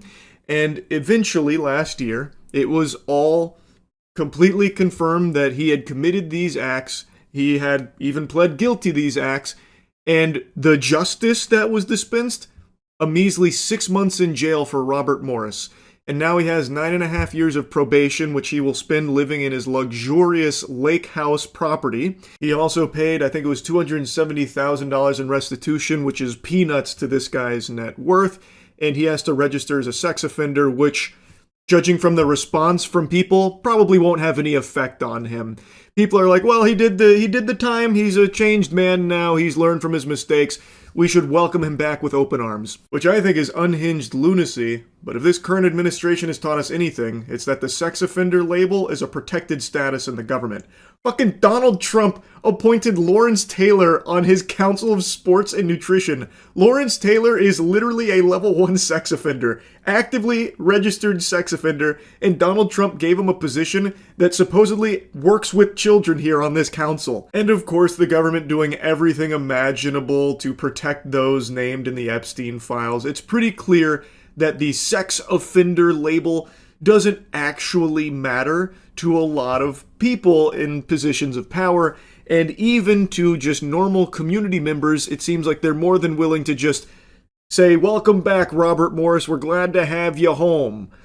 It's just complete fucking insanity. I'm just gonna be honest with you, puppet pals, and again, maybe I'm just fucking boofing crazy pills here. It just doesn't smell like justice to me. That Robert Morris only spends 6 months behind bars in the slammer, even though he has been found guilty to molesting a 12-year-old girl multiple times, numerous instances of it, only spending 6 months in jail, and then getting to just live it up in his $1 million lake house property, and I imagine will be landing lucrative gigs in the future, even despite all of these known facts about him being a heinous, unforgivable demon. And like I said at the beginning of the video, this is a phenomenon that I think is becoming even more common. Another thing that I read today is that one of the January 6th rioters who's been pardoned by Trump turns out to have been a huge pedophile. There's actually been a couple of them, but the most recent one is Daniel Tochi. He was just sentenced to 4 years in jail for having more than 100,000 child sexual abuse images and videos on his devices. Authorities also found other disturbing things in there, like apparently he had saved videos of like a cat being thrown in blenders, stuff like that. But what I don't understand is, why is his sentencing so light? Why is he only getting 4 years in jail? It just doesn't make sense. It doesn't add up. He had over 100,000 images and videos of child sexual abuse material. Why is he not being behind bars for the rest of his life? This is absurd. This is just downright preposterous. 4 years in jail for that? 4 years in jail is like the same sentence they give to someone who fucking had an ounce of weed in their car or something. Like, this is completely inexcusable. And just even reading about this case makes me feel like Ed from the episode of Ed, Edd n Eddy when he had a fucking rock in his shoe, where he's just really mad. Like, that's how I felt reading this whole fucking thing. So apparently, Tochi's attorney had argued for dismissal because the evidence of all of this child sexual abuse material was gathered from the case for which Daniel Tochi was pardoned by Trump. The case against Mr. Tochi must be dismissed because the entirety of the evidence stems from a warrant that, according to President Trump, should never have issued. President Trump recognized the ongoing nature of the injustice against Mr. Tochi as the investigation took place over the course of 4 years, and the instant case is still being prosecuted. There aren't enough words that exist to describe this kind of evil, ghoulish behavior. So fundamentally, his argument boils down to, this case is unjust because you gathered all of this evidence of my client having over 100,000 images and videos of child sexual abuse material during an investigation from a case that President Trump has pardoned him for. Thus, all of this evidence is moot. Yes, all of it exists, but you didn't collect it appropriately. Thus, my client should be a free man, despite very clearly being a deranged pedophile. And they're falling onto, like, President Trump as, like, a means of shielding them. Like, President Trump said that this warrant should have never happened in the first place, thus you would have never even known that my client was a pedophile, so we have to dismiss this. That was what he tried to argue.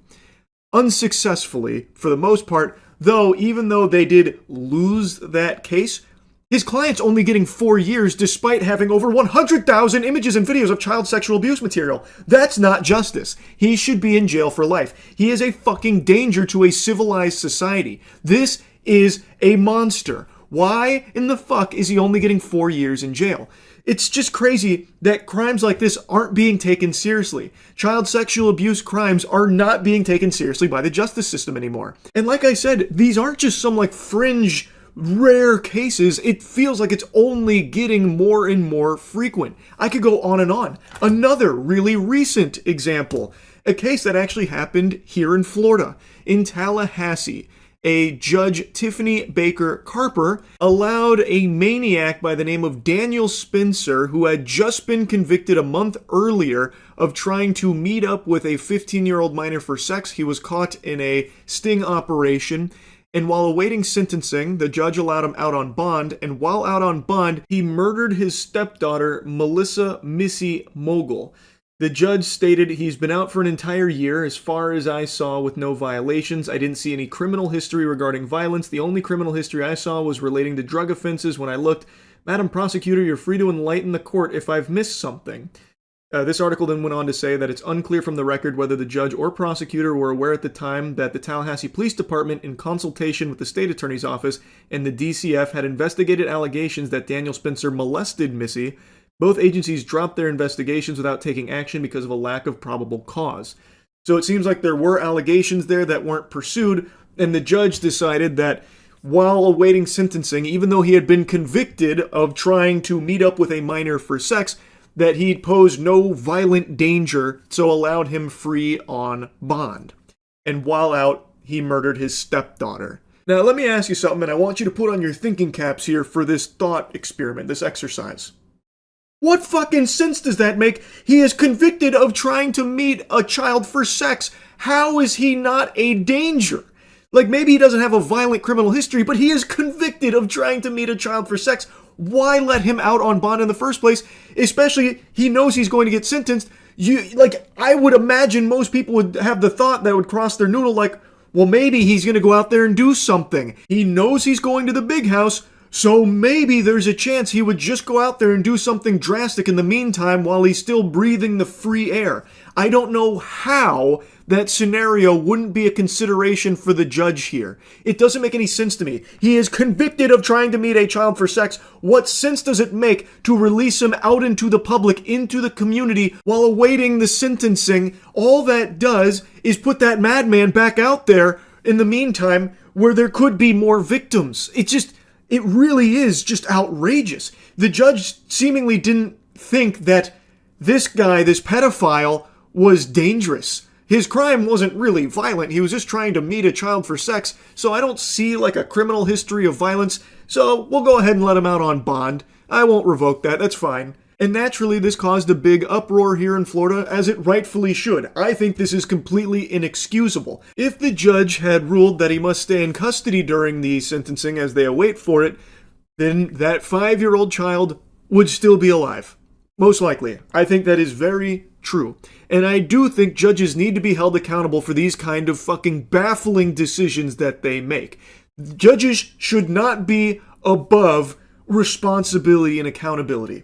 And this was such a big deal here in Florida that a new piece of legislation was put into effect called Missy's Law, named after the victim in this case, with the stated intention of requiring judges to remand defendants to custody immediately after their conviction of certain dangerous crimes rather than allow them to remain free pending sentences, which happened in the case of Missy's stepfather. So basically, when someone is convicted of a dangerous crime, which I believe, and I think most sane, sensible people would also agree with, that Daniel Spencer's initial conviction of trying to meet up with a 15-year-old child for sex makes him a dangerous criminal. He should not have had the opportunity to be out again in the meantime, in between the conviction and the sentencing. I think that 100% should constitute staying in custody. They should not have the option of being out on bond back into society in the meantime while they wait for sentencing. It's a recipe for disaster, as this case has showed. So I do think that makes sense. Now, also as a result of this, there is a push to have this judge impeached for this decision that led to the death of Missy. I don't know how all of that shakes out. I'm very unfamiliar with that process, but that is also something that's been a huge talking point here in Florida. But anyway, that is a subject that I've talked about a lot recently. There are just some bad judges doing some evil shit, just pure corruption. There have been numerous instances, and then the judges don't face any kind of repercussions for it. One of them that I really yapped about, really was blabbering about because it had me fucking steaming, was Judge Susan Worthington in Oklahoma in the Jesse Butler case. And I do genuinely think there is a huge problem with some corrupt judges out there that are doing deplorable, unexplainable evil. Like Jesse Butler, the Oklahoma rapist who was facing 78 years in jail, but then Judge Susan Worthington believed that that was too harsh and that the punishment that fit those crimes was actually just some community in service, so he would see no jail time. Now, of course, this was part of a plea agreement that was put forth to the judge. She didn't come up with that herself, but Susan had every right. She had all the power, ball in her court. She could have declined that, but she approved it, meaning that Susan Worthington agreed that this rapist, this violent rapist, who nearly killed one of the girls via strangulation, by the way, didn't deserve jail time, and that community in service was sufficient. And I think that is completely indefensible. It's downright sick. It's unacceptable. That is just a complete demonstration of Susan Worthington's inability to be a judge. That should have been shot down and rejected. That is not okay. The victims did not get justice, and this monster gets put back out there and let loose. No jail time, no real punishment, nothing. And there's plenty of other monsters out there that for some reason like to sow the flames of chaos and make terrible decisions like this that only serve to jeopardize the safety of innocent people. Jesse Butler, like in this case, I'll stay on this example, is now free to still go out there, and the only lesson he's learned is that he is actually untouchable. So he will most likely reoffend. And maybe this time around, the victim won't survive. Maybe this time he will kill them in order to ensure that there's no evidence or proof that could even potentially jeopardize his freedom. It just really feels like, in a lot of instances, there is this push from very powerful people, like some judges, that prioritize protecting these devils over protecting innocent people, or seeking real justice for victims. It's scary. It is fucking terrifying, and it seems to be very increasing in frequency. It's just something very alarming, and I wanted to yap about it today. Anyway, that's really about it. See ya. I wasn't home much yesterday, so I missed a lot of the happenings from the last 24 hours, but today I happened to see a wacky headline. Nicki Minaj praises J.D. Vance as assassin as Erica Kirk sits next to her. This was apparently at something called AmFest, where Nicki Minaj went up on stage to celebrate Trump and a bunch of stuff or whatever, and then I guess while she was busy glazing and gobbling on like the administration's wiener, she tried to pay J.D. Vance a compliment by calling him an assassin, which obviously raises some eyebrows as Erica Kirk sits right next to her, whose husband was literally assassinated. Ordinarily, I'd put the clip here so you could hear it for yourself, but I don't want to take a chance of DMCA, especially with how rampant that kind of shit's been going on. You can watch it yourself if you want, though, but she immediately recognizes the blunder. She kind of scholars mated herself there by using that word. To me, it probably sounds like an Austin Powers type moment where it, don't say mole, don't say mole, don't say mole, mole. Where she was trying so hard not to use the word assassin, but then for some reason, her fucking neurons couldn't fire properly, and all she could think of for a compliment for J.D. Vance was that he's an assassin. And Erica Kirk tries to, dispel the awkwardness and, reassure her, it's okay, and try and make light of it and move on from it. But what a weird compliment to try and pay somebody. Who says that? Oh, this guy's, so epic. He's so awesome. He's an assassin. That's like something a middle schooler would say on fucking Xbox Live or something. What are you talking about? Who says that shit? Now, that's not the only thing I wanted to yap about here. Obviously, that's just a weird, wacky little thing. But Nicki Minaj's presence at an event like this is so head-scratching to me because she herself is not a U.S. citizen. I don't know how many people know this or how many people just forgot. She herself talks about not being a U.S. citizen and that she is literally an illegal immigrant.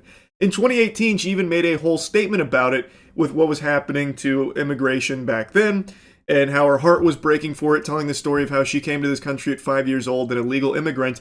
She was discussing how she can't even imagine being separated from her parents at 5 years old and everything that was happening then.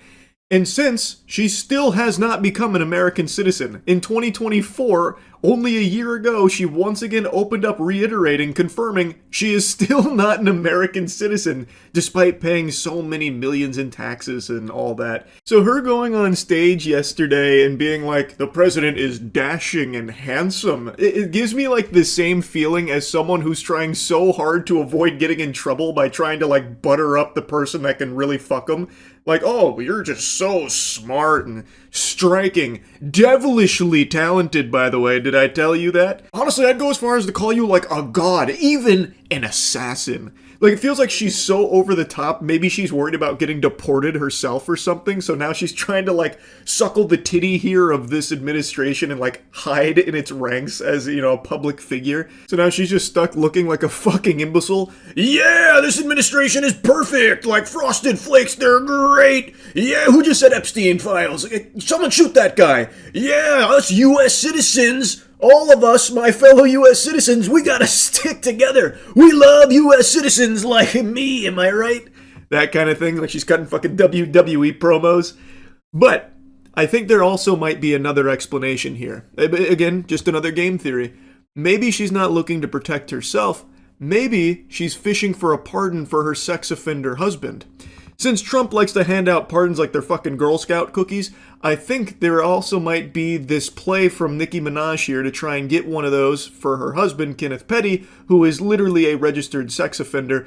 Maybe she's trying to make it so he no longer has to keep re-upping that and getting in trouble when he refuses to do so, like recently when he had to go under house arrest for failure to register as a sex offender.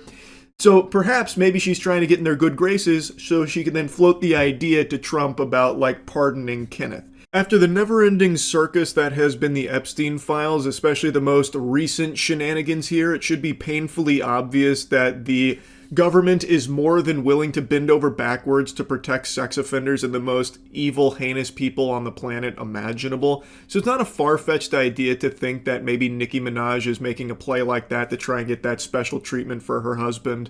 But yeah, anyway, I mean, I just found it to be a really interesting fit here. This is one of those situations, you know, the call's coming from inside the house. This shit feels a little odd because she herself is fundamentally the exact opposite of everything Amfest was presenting based on all the other clips I've seen. She is an illegal immigrant, she's not a U.S. citizen, and her husband is a sex offender. I don't know, sports fans, maybe I'm on the crack pipe, but that doesn't exactly sound like the ingredients, the recipe to a perfect fit for the conference she was attending here. But, you know, what do I know at the end of the day? I just wanted to yap about it. That's about it. So, yeah. I'm making fun of the Starbucks CEO because he recently defended the absurd price tag, the $9 cup of joe, and then talked about how customers are willing to shell out that premium because it's a great experience, it's all about a great seat and making a great connection with your barista. Basically, you're going to fall in love with your barista and it's worth every goddamn penny. Now, the reason why I've just given you that, like, AI synopsis right there on what this video is going to be about is because I don't know how much of the actual interview I can use here because it's the Wall Street Journal, and historically the Wall Street Journal is like a fucking cartel when it comes to anything that it produces. Or even if I've shown you like a clip from something in the Wall Street Journal, I've gotten in trouble in the past for it. Even if it's like a 5 or 10 second clip, they've come at me looking for fucking scalp. They'd be plucking my teeth out of my mouth until I apologized. Like, I do not fuck with the Wall Street Journal. Like, they've done great reporting, I get that, but any time that I've tried to opine on something that's been broken by the Wall Street Journal, I am very prohibited in what I'm allowed to show you, so instead we're going to be looking at, like, a transcript, and maybe I'll jump scare you with, like, split seconds of this CEO talking in the interview and see how that goes. So yesterday, the Starbucks CEO, Brian Buttfuck My Wallet, went on to defend the company's $9 cup of coffee, insisting that the price reflects a premium experience offered to customers. He also was recently granted access to the company jet for personal travel, which is a nice little tiddlywink of information I didn't know about, so thanks to the article here for enlightening me on that, because he definitely deserves it. Brian needs to be traveling luxuriously, and he's doing the Lord's work out there. He's delivering mediocre coffee to every sucker out there willing to fork over all the clams for it. He also said that customers across all income levels are willing and happy to shell out big money for a chance to interact with baristas or score a great seat inside the chain.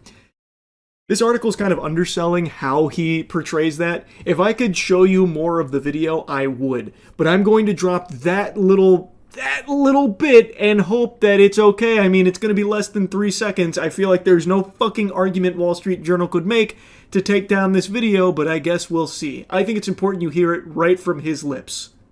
That value is to be able to have a great seat, have a great moment of connection with a barista. Son of a bitch, I tried everything, but I couldn't get it to 3 seconds. It's 4.5, but it's under 5, so I should be safe. I should be protected. I don't think they can roll up with the goddamn Pinkertons for me showing 4 seconds here at the very end of the interview.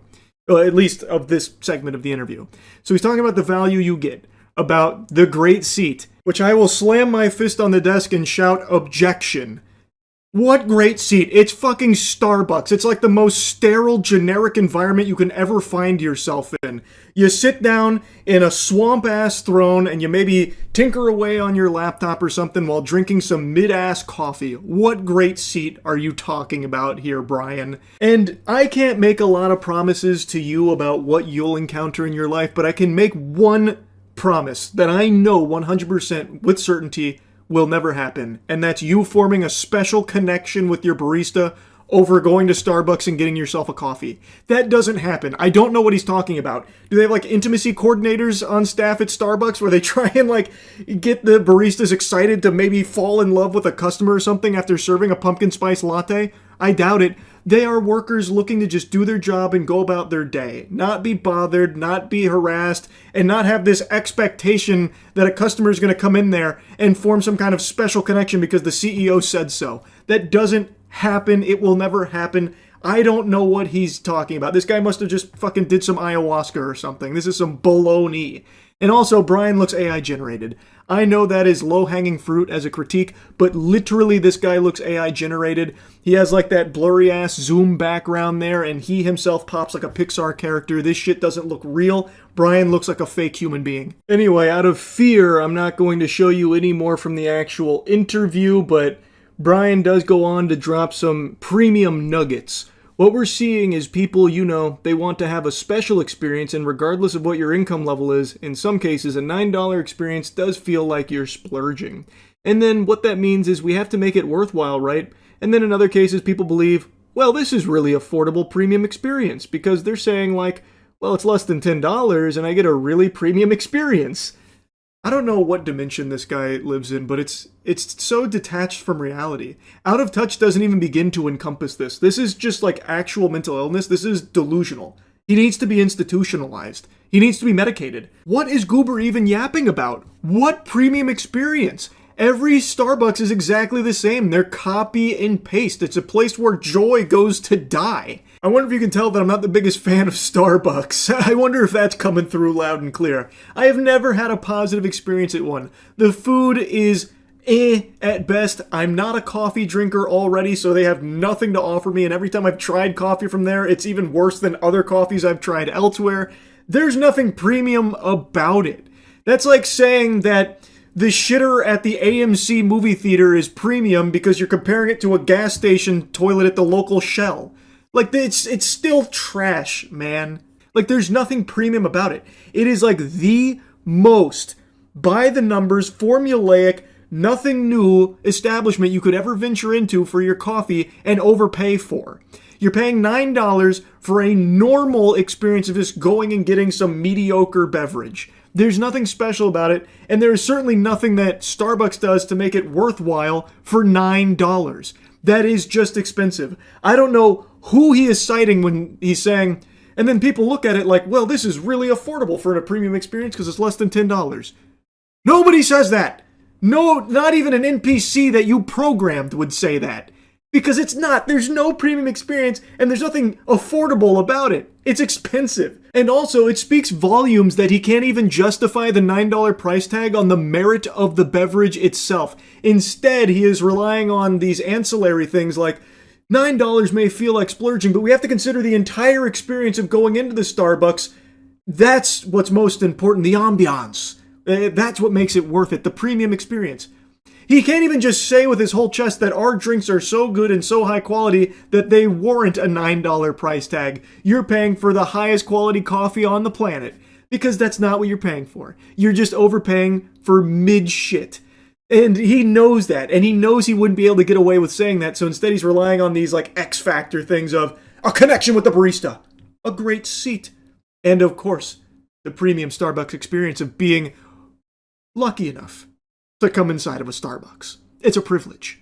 And you should feel honored every time you walk through those doors. That's what warrants the $9 price tag. Not our shit-ass coffee. Anyway, the interview continues. Brian keeps putting his asshole in his mouth. He's talking about how Starbucks is actually doing very well, hasn't been impacted, and then even bragged about how the coffee chain is doing really well with younger generations. Hey Brian, you know what else is doing really well with younger generations? Fucking tongue sahur. Scalping neatos. Fighting each other over Pokemon cards at Walmart and Target. That statement is a nothing burger to me. In my eyes, it is a full-blown, venti, vaporwave, nothingness. Starbucks hasn't done anything to improve the quality of its products or improve its brand or anything at all, so I don't think it being successful with the younger generations is a testament to it doing things right. It's a testament to it just being there and existing. And the younger generation has clearly heard of it before, so they're willing to consume the product. That's it. I don't think he's hit some kind of home run here in recent Starbucks changes, because from everything I've seen, there haven't been any.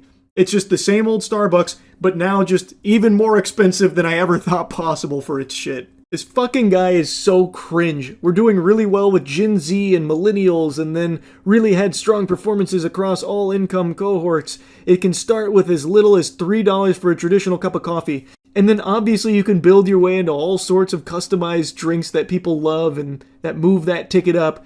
The way we're going to play the value game is you're gonna feel like it was worth it. Who walks away from Starbucks saying, holy shit, all that money I wasted was worth it? That was a premium experience. Who does that? What kind of actual loser has that kind of parting thoughts? Like, man, $9 down the tubes? But what a fucking experience. Oh my god, I think the barista might want to have sex with me. I think the barista wants to marry me. It just doesn't happen. There's no premium experience. He insists customers value the experience over discounts or flashy one-off promotions. Oh, that's what everyone says. I don't want to save money. I want to make sure when I go to Starbucks, everything is exactly the same and there's a chance of a connection with the barista. Please, don't help me save money with discounts or anything. I want to waste maximum amounts of money here at the same fucking Starbucks as always. Yeehaw. I'm sure, Brian. I'm sure. Anyway, I won't blabber on more about this guy. Just another painfully out-of-touch CEO I had to clown on. That's really about it. So, yep. Oh boy, we got another huge lawsuit against Valve that just popped up today. Recently, Valve's been catching lawsuits like Pokemon. And they are fresh off a W against the Rothschilds. Only a week ago, they squeaked out this huge W against the Rothschilds. I can't emphasize enough just how impressive that is to beat them. That's like beating Umbrella Corp. Like, that was an incredible win for Valve there. And now they immediately go into round two here with a lawsuit from the New York Attorney General, Letitia James, basically claiming that Valve knowingly promotes illegal gambling with their loot boxes in games like CS2, Dota 2, and TF2 that is accessible and even targeted at minors. Now, this is far from the first time this has been a big subject. In fact, many of you might remember in 2018, Belgium actually had a loot box ban. This was during the incredible EA era where they put their own dick in their ass as much as possible with the, sense of pride and accomplishment and surprise mechanic spin they tried to put on like loot boxes and shit. And Belgium eventually ruled that it was predatory, it was a game of chance that would lead to profit or loss, and thus they banned it in Belgium. And fast forward to today, you can't open CS cases in Belgium, it seems. Now, at the time, this was a pretty big deal, and the US and the UK also tried to make arguments that, yeah, this does constitute gambling, but as they went through the process, they then declared that it's not really gambling because you're getting an actual in-game item, you're not getting money. But now, to today, they are now saying that because it has grown so much, this ecosystem through these loot boxes where some items are selling for thousands of dollars, or even the famous AK that sold for $1 million not that long ago. And then there's also like these third-party sites that are using CS cases and CS items to instantly turn it into money, where it is just full-blown gambling casinos based around CS items. So they are saying that, you know, Valve can no longer use the excuse of, no, it's just in-game cosmetic items. They are now saying that it isn't just a cosmetic in-game item, it carries very real monetary value that leads to people getting addicted to gambling and trying to win them, fundamentally. Now, it seems like Valve might have seen the writing on the wall at some point, because they have been making changes to the way this functions in CS. So, like, they have done, like, you know, Genesis Terminal, stuff like that, to try and change things around a little bit to avoid falling into hot water, but the hot water has come. And Valve is far from the only gaming company that has mechanics like this. It's a very standard industry norm now when it comes to like loot boxes and cosmetics that carry real world value, especially in mobile games, for example. And other companies have been hit in the past by lawsuits alleging illegal gambling practices in their games. Valve is just the latest target, and they are by far the biggest one. And in the lawsuit, there is some really sketchy stuff. Like, there is a whole section about games causing violence. For some reason, they decided to just fucking toss that little sour nugget in there for no fucking reason. The most dunked upon, the most spit upon, the most debunked nonsense talking point ever. They decided to slide into this lawsuit against Valve on illegal gambling practices. And also, they have very misleading stuff in there, like this section here, where they're saying that they have these near-miss mechanics where they'll show you the gold item and then you'll stop one slot right before it. You'll get the worthless item right next to it while seeing the gold to keep you hooked, like, oh, I was that close, I'll get back into the Crucible now. Except that doesn't happen in CS anymore.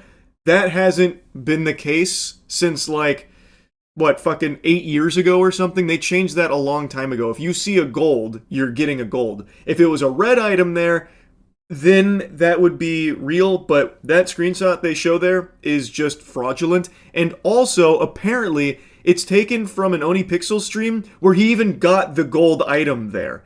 You can actually see a Twitch chat with an emote from OniPixel. And when they tracked down the exact stream the screenshot is from, he actually wins the knife in the clip. So just blatant misinfo. Like you and they.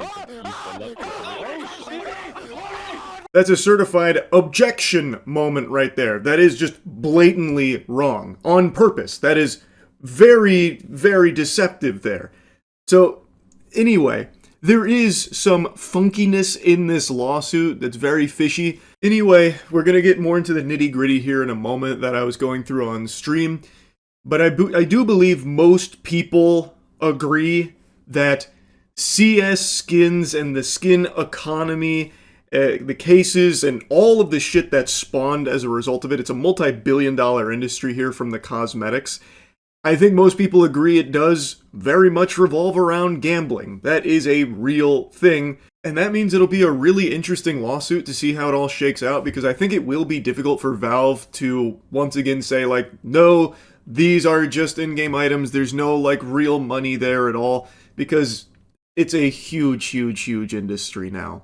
And this is a very big deal lawsuit that would have wide-reaching effects across many different games, because again, it's not like Valve is the only one that has things like this. Even League of Legends has Hextech cases or crates and Hextech keys, so this is a very big lawsuit. I do find it interesting that they've gone after Valve here for their first big fish, especially in an era where things like fucking Polymarket and Kalshi are extremely accessible to literally everyone and are, by all possible definitions, just gambling, despite how they try and spruce it up by calling it, well, prediction market, that kind of shit. I am somewhat surprised that they wouldn't start going after them when that is becoming very, very normalized to the point where even fucking CNN has a Kalshi partnership. Instead, they would rather go hog wild and laser focus on Valve of all things. That is an interesting decision, if you ask me. You heard Valve is being sued by the New York Attorney General for promoting illegal gambling through loot boxes? I did. In the lawsuit, they say video games cause violence and Valve is responsible. In the gambling lawsuit, they say that? New York sues Valve, alleging its loot boxes are quintessential gambling. Letitia James seeks to stop Valve from promoting gambling features in games like CS2. Since when does Verge not let you read articles without paying? Okay, last time I go on Verge. Citing the alleged promotion of gambling towards minors, Letitia James is suing Valve. Lawsuit claims this is in direct contradiction to the state's regulations on the matter, and the end goal, should the court rule in James' favor, is to put an end to these practices and require fees to be paid in reparation. Landmark lawsuit, should it prove successful, would be another tidal wave in a long-running gaming practice that has faced significant setbacks over the many years since loot boxes first became a popular money-making tool among US-based publishers. I'm old enough to remember when EA tried to rebrand them as surprise mechanics. Illegal gambling can be harmful and lead to serious addiction problems, especially for our young people. The value of Counter-Strike skins rose significantly in recent years, attracting speculators and investors who viewed these virtual items as potentially lucrative digital assets. That is true. We've seen a single weapon command a $1 million real-world price tag on CS2's marketplace. We've watched as the game has straight up crashed over valuation. And that's just Counter-Strike. Valve's really gone full hog, some might argue, with other games that happen to have 2 in their title. Dota 2, TF2, are the Attorney General's other big targets. Valve's loot box model can be especially harmful to children. They assert young users with limited funds can be enticed to start gambling through loot boxes in the hopes of attaining a virtual item that they believe will enhance their status in the game's virtual worlds. Research has shown that children who are introduced to gambling are 4 times more likely to develop a gambling problem later in life than those who are not. In addition, although this case is about illegal gambling, it is important to note that Valve's promotion of games that glorify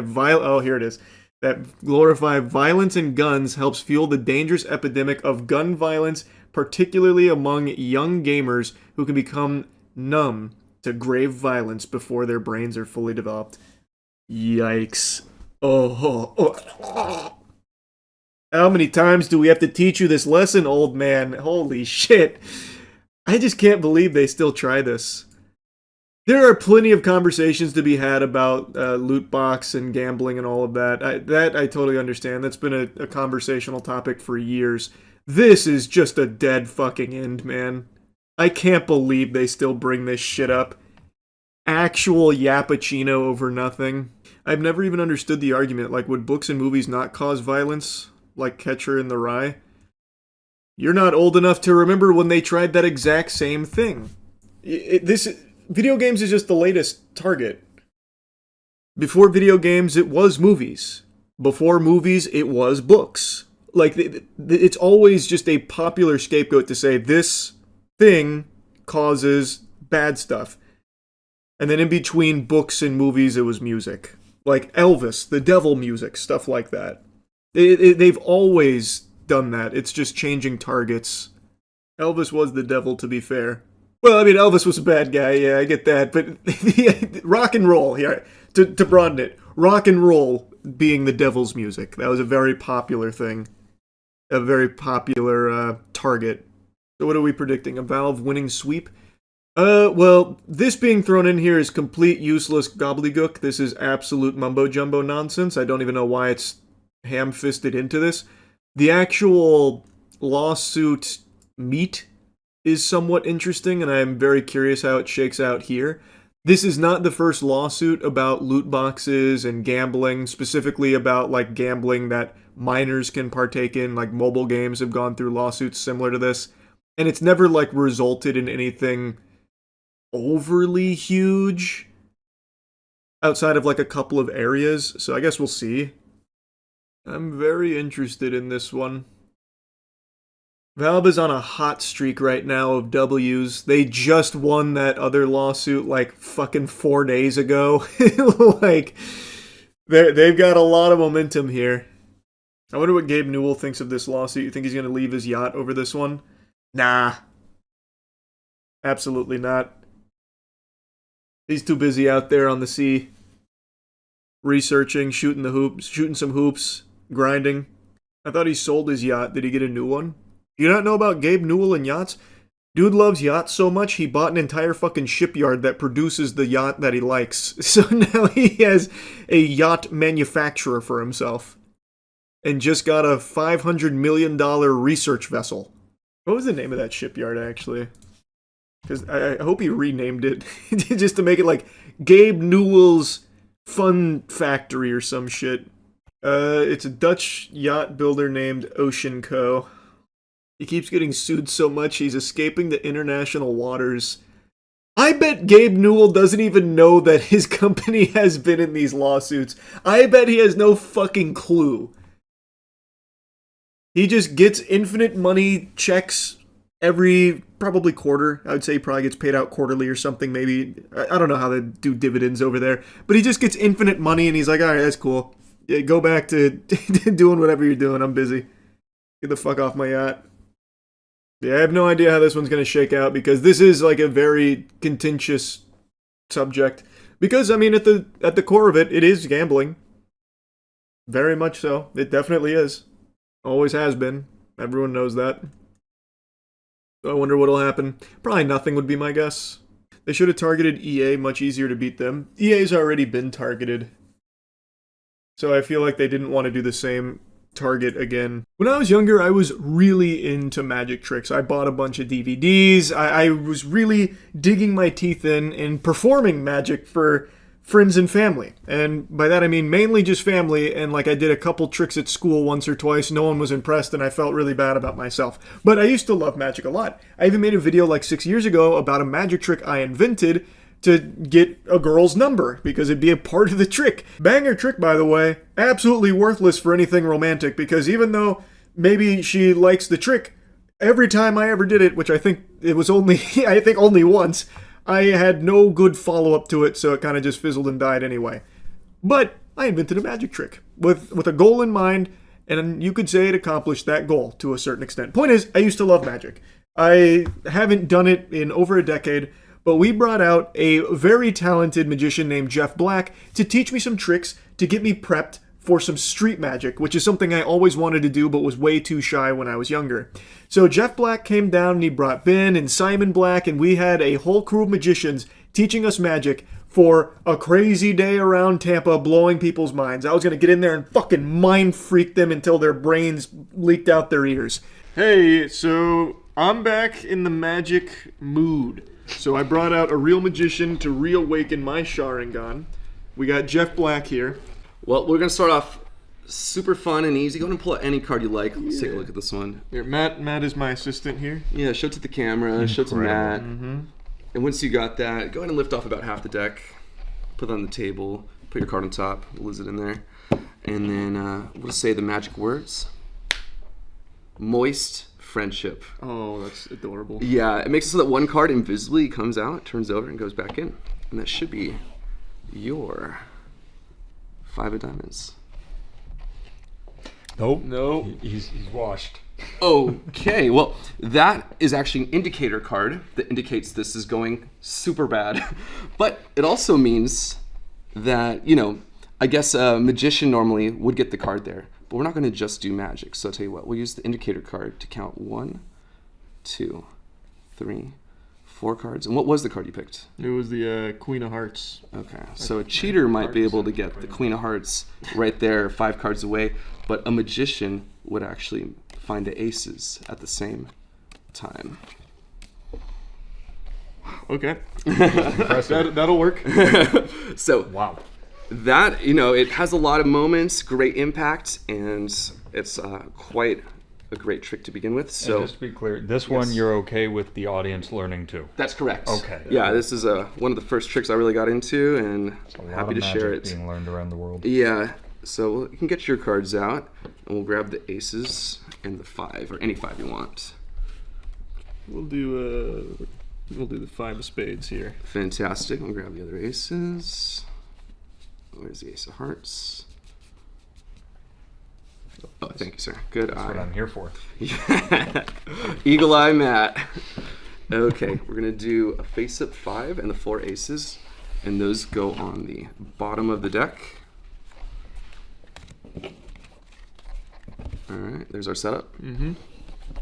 And now you just need to not show the 5 when you spread the cards to let them choose any card they want. So you just spread like the top view. All right, they can pick out any card. Doesn't particularly matter. I like to let them cut because it just feels more fair, but you could have them put it back however you like. But now we're gonna put their card on top of our setup. The key cards. The key cards, Yes, precisely. Yeah. 100% uses that key card technique. You know, the 5, you're gonna get that wrong. It's all presentation, of course. And then you just count the 4. Those are the aces, and that will always be their card. Oh, their card. So, I mean, I'm sure you got it already. You want to give it a shot? Yeah, I think I got that. Awesome. So it's already set up. Yeah. All right, Matt, choose a card. Fucking big oaf. This is He how does not treat his assistant well. This is how I'll treat all the people during Street Magic. You got that? Yeah. Yeah, All right. Take half the deck now, you filthy animal. I take half the deck? Yeah. I'll take half the deck. All right, slap that shit on. No, Matt, you cut a deck. Mm-hmm. First time cutting. So now, that card invisibly comes over here, turns itself over, and there's your 5 of spades. You fucking idiot. What are you trying to say? Is that not your 5 of spades? Not mine. Oh, well, that's because real magic counts 5 times. I forgot the script. Oh yeah, we'll work on the Holy script. shit, that's my card. Yeah, and you know what else? I also got all the aces. Woo, bastard. Incredible. I First think try. you could go far in this. So I just... You would be really upset about getting that wrong. I would be very mad. Like, just like beside fucking yourself. freaking out like, what the fuck? Not again! Shit! Stupid! Gus was gonna kick me out. Yeah, I could go ballistic. People know about the Magic Castle, right? It's not a secret. It's world famous, yeah. Okay, cool. Just making sure. All right, And this here. trick is called Fantastic 5. Alright. Uh, Beautiful, busty assistant Oh, has hello. brought you someone. Oh, Please. well then. Step in. I don't have any sexy attire, but I can do it. No, What, that's not, I'm the sexy assistant. You're Oh, just someone I see, from I the see, I street. see. Yeah. what brings you out here? The street. All right, we'll pick a card. I like to look at it. Yes. Ah, yes. A card. Are you happy with that card? I am. I'm very happy. I noticed I don't get to see it. Yeah, here. Okay, cool. Half the deck. Okay. Boom. Now you can put it there. So that way you know Okay, everything's fair. boom. There we go. You remember your card? I do. What if I told you I went in here and I flipped your card like a pancake inside the deck? I just saw you put it down, so that would be pretty incredible. Would it be? It would. Well, then have your mind blown. Your 5 of spades. That's not my card. That's not your card, you say? It's not. Jeff's a fraud, then. I don't know what to tell you. What a shame. Well, what if I told you that's actually the indicator card, and that means your card is actually 5 cards away. 1, 2, 3, 4. I just counted 5. Yes. That's the 5th card. That's your card. That is my card. Whoa. Yeah, but it's not real magic unless you also bring out the baddest bitches in the deck. Oh, very cool. Very cool. My best student. That's pretty good. You really sold it there. Yeah, right? Yeah. I counted wrong initially, but we got there in the end. Yeah. I didn't see any fancy handiwork, so that was pretty excellent. Thank you. I'm glad you think so. Holy. You want to see Yeah. some- Yeah, want to see yeah, something yeah. kind of slick. Oh yeah. That was pretty good. Show him something slick. Yeah. Just like I taught you. I'm ready. Come on, boss. Oh. Yep. It's okay. I'm just here for the street. I don't have anywhere to be. I'm just gonna set it up normally. Whoa! Don't patronize him. Yeah, that was okay. That was shit. Fucking practice. Yeah, I need to get better at flipping it over. So for this one, this is one of my all-time favorites. I still use it, and I learned it like early on. But I think you're gonna like go and pull any card you like. Show it to the camera. Show it to Matt. Once everyone's got it, do me a huge favor. Put that card face down in a face-up deck somewhere in the center. And then it's obvious at this point where the card is, but I'll tell you what, we're gonna do something crazy. I'm gonna turn a bunch of cards face up and face down randomly here. And that way, I won't even know whether your card's face up or face down or where it is unless, well, I mean, obviously you can see the deck's face to face, back to back. But if we use magic, we can get it. What was your magic word? Hoopla. Hoopla. That makes it so that all the cards fix themselves except for one. What was that card you had again? That was the Queen of Spades. Yes, it was. Yeah, I like that. So this is a classic trick called Triumph. What's great about this is in the hands, and it's great for beginners and very strong still. So the way it works, going to pull out a card, of course. Okay. And you put it back face down. Okay, so this is where the deception really comes in. We're gonna spread over. You might want to try this just to start getting some practice with it. Okay, I'll just. It's very deceptive. Yeah. So I'll just turn over a Perfect. random card. Yes. And you're gonna spread over like a chunk. Okay. Yeah, that's fine. And you can flip them all face down. And then now here's the tricky part. It's not that bad, but it's tricky because you're gonna spread like. You don't want to get too close to the selected card, or that's gonna mess you up. I'll show you what happens if you do that. So. Okay. Maybe do like around like halfway to that card and flip over that whole packet. Yes, just like that, perfect. And then you're gonna spread past their card. You're gonna spread a little further every time. And then once you get a little good distance past their cards, grab another chunk like that, like the whole thing, yeah, flip it all over. We're just gonna repeat that maybe 1 or 2 more times. Go a little bit further again. And then when you're on your last time, leave it a little bit like messy like this. They can see face up and face down in the same picture. Mm-hmm. But, and then you can slowly square up and they can get that picture. And once they got that, you don't want to spread too clearly because this is the real condition of the deck. They think it's all different packets, face up and face down, but really it's half face up, half face down. All right, so now you see this natural break, as we call it. We're going to want to cut there to fix it momentarily, but first we're going to show them how messed up it is. So yeah, just like that, back to back. You can cut somewhere random, show them face to back. Perfect. And then finally, that natural break, there's a couple ways you can get to it. If you can just easily cut to it, that's great. And if not, you can actually just kind of relax and it'll naturally drop like that. Yeah. Oh, I see that right there. That natural break in there. That could be it. Yeah, that's probably it. Okay. Nice. Okay, great. So if you're at that natural break, now we're gonna actually just like put them together like that and fix it face up. But I like to create a little misdirection in that moment. Okay. So I ask them, what magic word can we use? And they say hoobla. And while they, that fraction of a second where they're thinking about the magic word, you just put the other half on top, just really casual. Okay. And they say hoobla, right? Yeah, you spread, and now it should work. Let's see. Did I cut to the right spot? I think you did. I don't think I. Oh, there it is. Yep. And that's the one. That's the one. First try. Nailed it. And if you want to make it even a little bit easier, before the trick, you can start by kind of giving it a good. Cheating it a little bit. Yeah, that'll make it really have a really clear natural break once you get to the. Okay. Yeah. All right. Here you go, Matt. All right, Matt. Test run. Pick one of these cards, you filthy animal. Let me see. Great choice, Matt. Thank you. I can't do it. That was a good choice. Woo! All right, put it back in there, face down, if you'd please. Face down. You tavern winch. All right. You can see he's practicing like he's in a game. So then, it's very easy to see what card that is. So let's make it a little more interesting, right? So let's start turning everything. Oh, I did that poorly, but let's start turning everything all face down, get it all cattywampus, so that way we know for sure this card's gonna get real lost in the sauce in here. Mm-hmm. So now you can see everything's all mixed and matched. That's all fucked up. Yeah, it's all kinds of fucked up.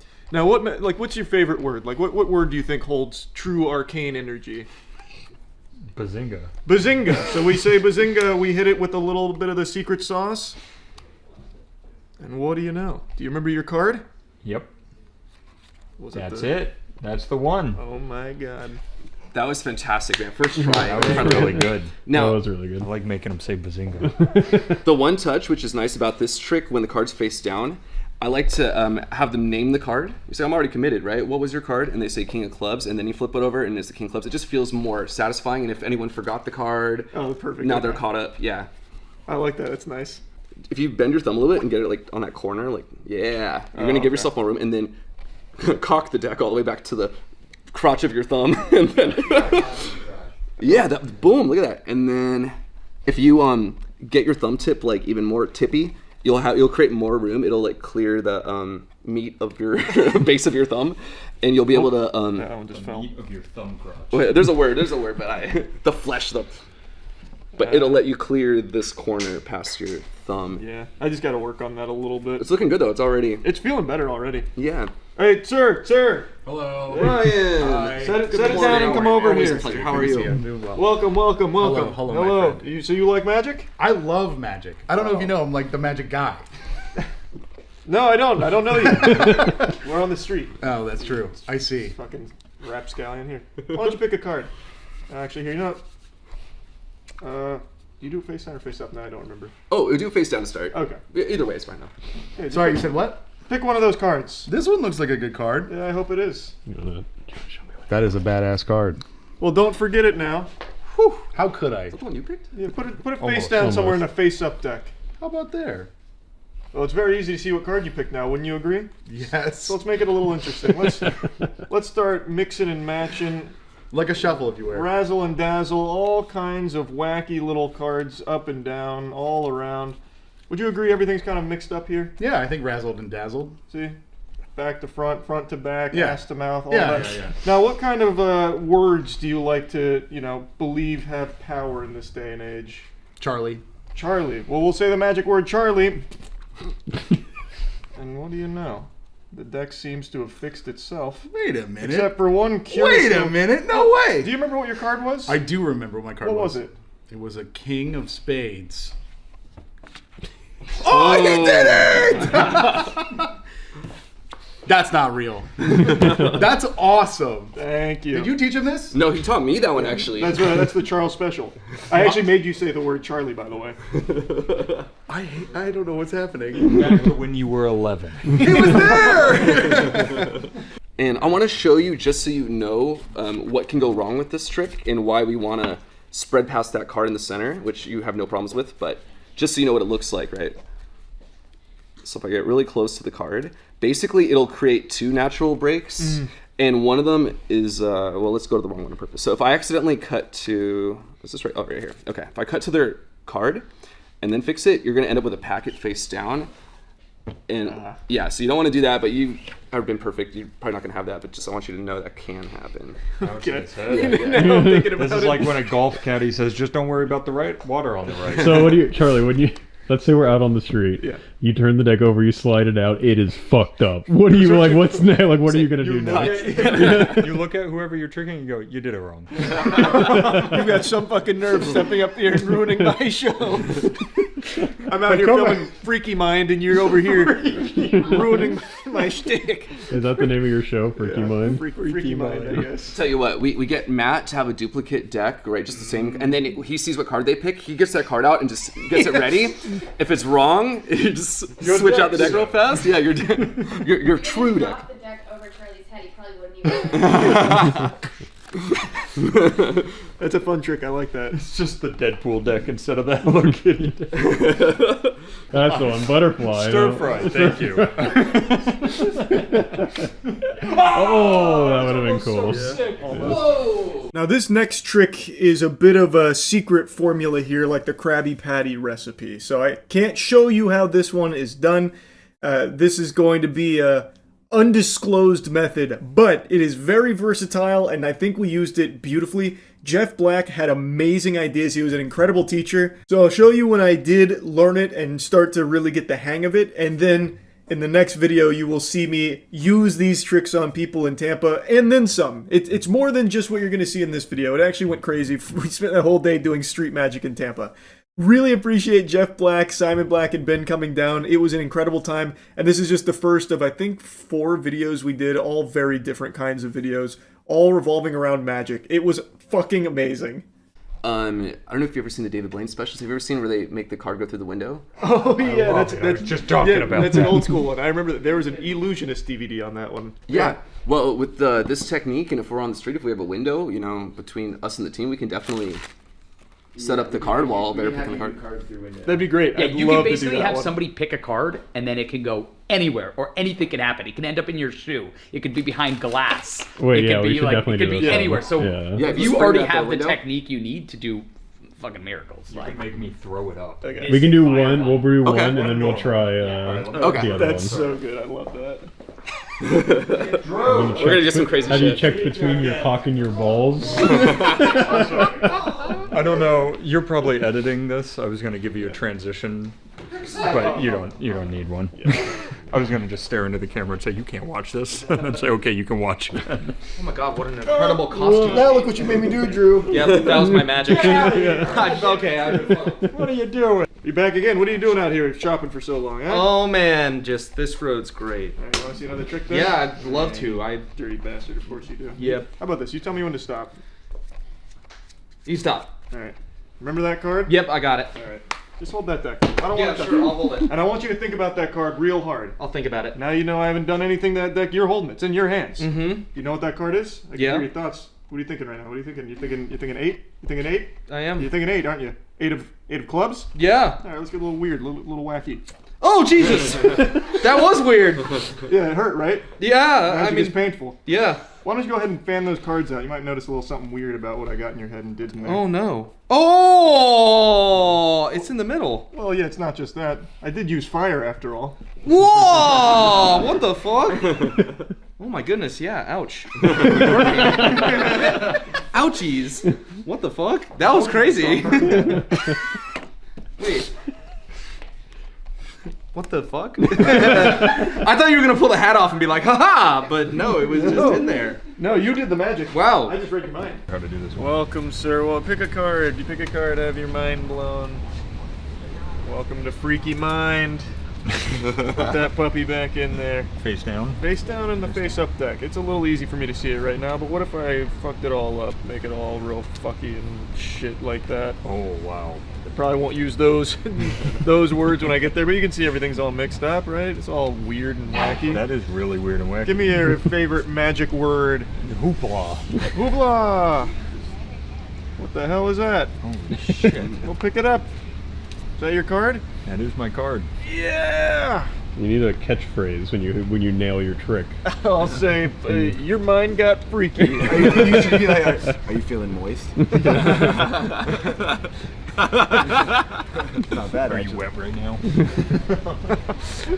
Can I do it for you too? Yep. Please, any card you like. Do me a favor, put that card face down in a face-up deck. Obviously I know where it is, that makes it super easy, but hey, it's my first trick in the morning.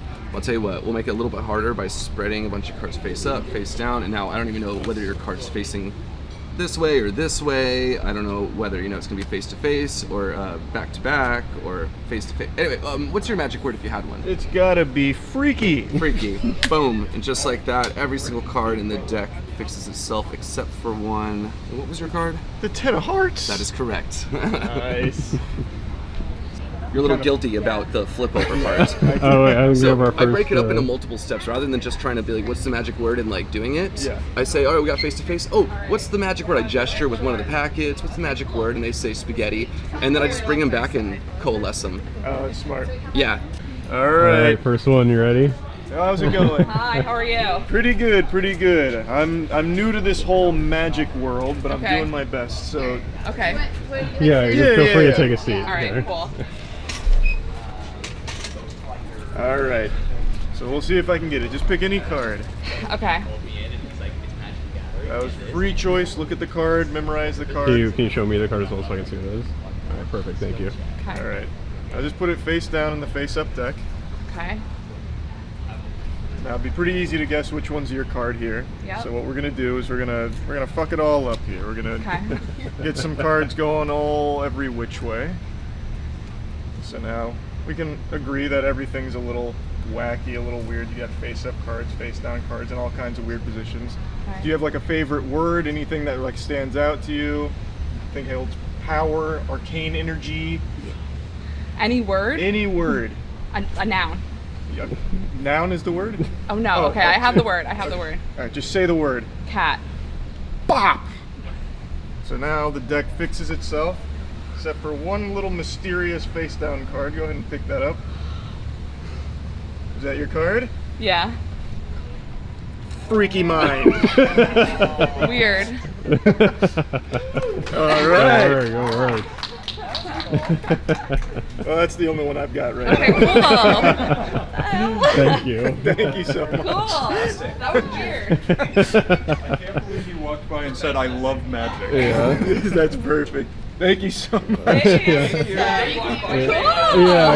You said I love magic? I was like, she's got to be planted. Have a good day. That was a good first run. Yeah, I felt good. I felt How good. nervous were you, 1 to 10? Like I was like a strong 8. I could tell when you said that's the only trick I got. I was gonna go right into like one of my old tricks. I was like, I don't know my old tricks. But you know, you got the other one. Well, yeah, but I have to set up the other one a little more. Oh shit! You need a second deck of cards. The second deck. It's about to be freaky. The freaker of mine. Oh, they just watched me do that. That's the worst. This is Charlie. He's our new I magician. guess Hi, Charlie. Yeah. Alright, well hopefully I don't fuck it up. So I'm gonna do something very simple. You're gonna tell me when to stop. Stop. Right here, you happy? Alright, lock that card in. Okay. Show me. Thank you. Okay. Show me. Thank you. Okay. I'm just gonna put it back. You can even hold the deck. Know that there's nothing weird going on. Do something a little crazy here. See if I can make some true occult energy channel. See if I can make some true occult energy channel. There happens to be a one little card up there.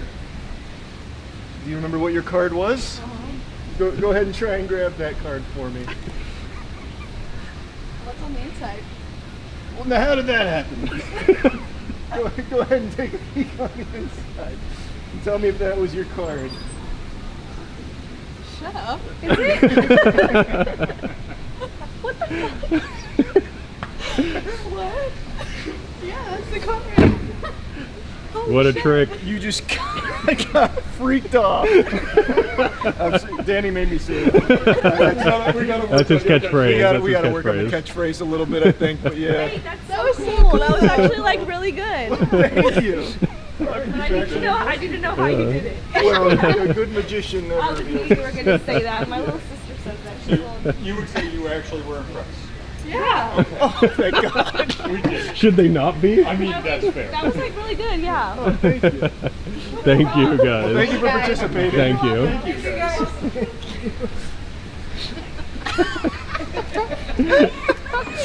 Do you feel cool? That was so good. You missed a little bit. That's all right. They kind of shot off to the side with the breeze. I but love the phrase you got freaked. What is it? What did you say? You got freaked out. You got freaked off. That was so good, Charles.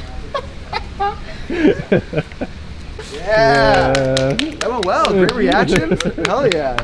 How did that feel? Hell yeah. I felt good. Good. I wish I didn't hit him with the catchphrase at the end, but the rest was That was the best part. You know, you got freaked off. Oh my God. It wasn't on camera, but we know the trick.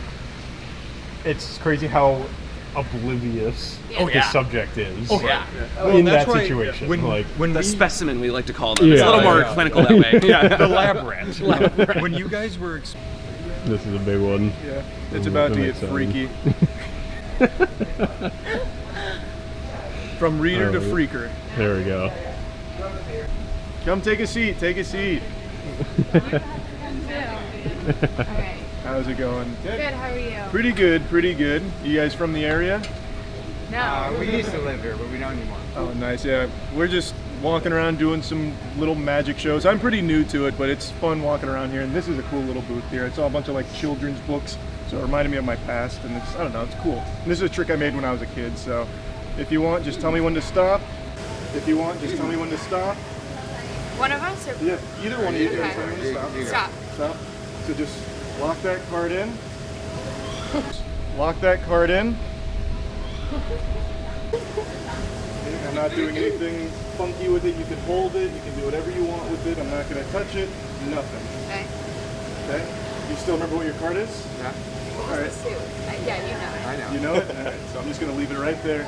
And I mentioned the children's books before. growing up, do you recognize any of these books from your childhood, maybe? You have Goodnight Moon.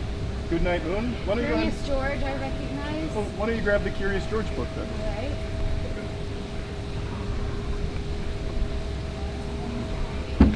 Right. And let's see if I can't make your card jump into the Curious George book. Hold it out for me.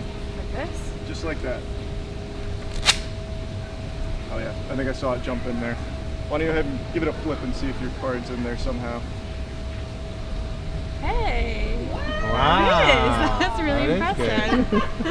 And you could have chose any book at all. And you chose Curious George. I had no way of knowing you'd be a Curious George. That's fan. impressive. Very impressive. Thank Did you you so see much. it jump in there? I No. did. Well done. Thank you, Still guys. impressed so much. Thank you. Thank you. You're welcome. I appreciate you participating. That was awesome. Thank you. Have a good one. Thank you, guys. Thank you. Fun card game. It's kind of a reaction time thing. Can you hold out your hands? And then, you know what, we'll just do this a little bit higher. Yeah. And then I'm gonna drop cards into your hands. You just say stop wherever you like. Stop. Okay, can you see that card? Yep. Okay. So think of your card, keep your hands together because I'm gonna start dealing cards in your hand, but first, just think of your card. Okay. I think I'm close. I'm not sure which one it is, but I think one of these top cards is your card. So for example, this is how the game works. We'll just pretend this is your card. I don't think this is your card, is it? Mm-mm. Okay, so if it was, I would be dealing them in your hand, and if that's your card, you would just close your hand super. Actually, you would close your hand, yeah, super fast, and then I would try to grab it if I see you doing that. So whoever gets the card first would win. Gotcha. Okay, so we'll just do the next one. I don't think that was it, obviously, but the next one, maybe it's the 8. I think it's one of these. Okay, it wasn't that one. Cool, cool, cool. You remember it, right? Okay. Yep. Maybe the ace. Really? Not okay. Oh, okay. It was that one? That was the card. Oh fuck! Well, that was close. I almost didn't get it, but managed to get in there at the last second and pull it out. Oh, if you look, you'll see it's not in there. I hate it. In fact, I had so much time, Matt, that I actually folded it up and put it underneath your watch. That's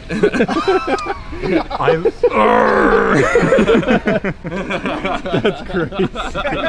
Holy actual fucking shit.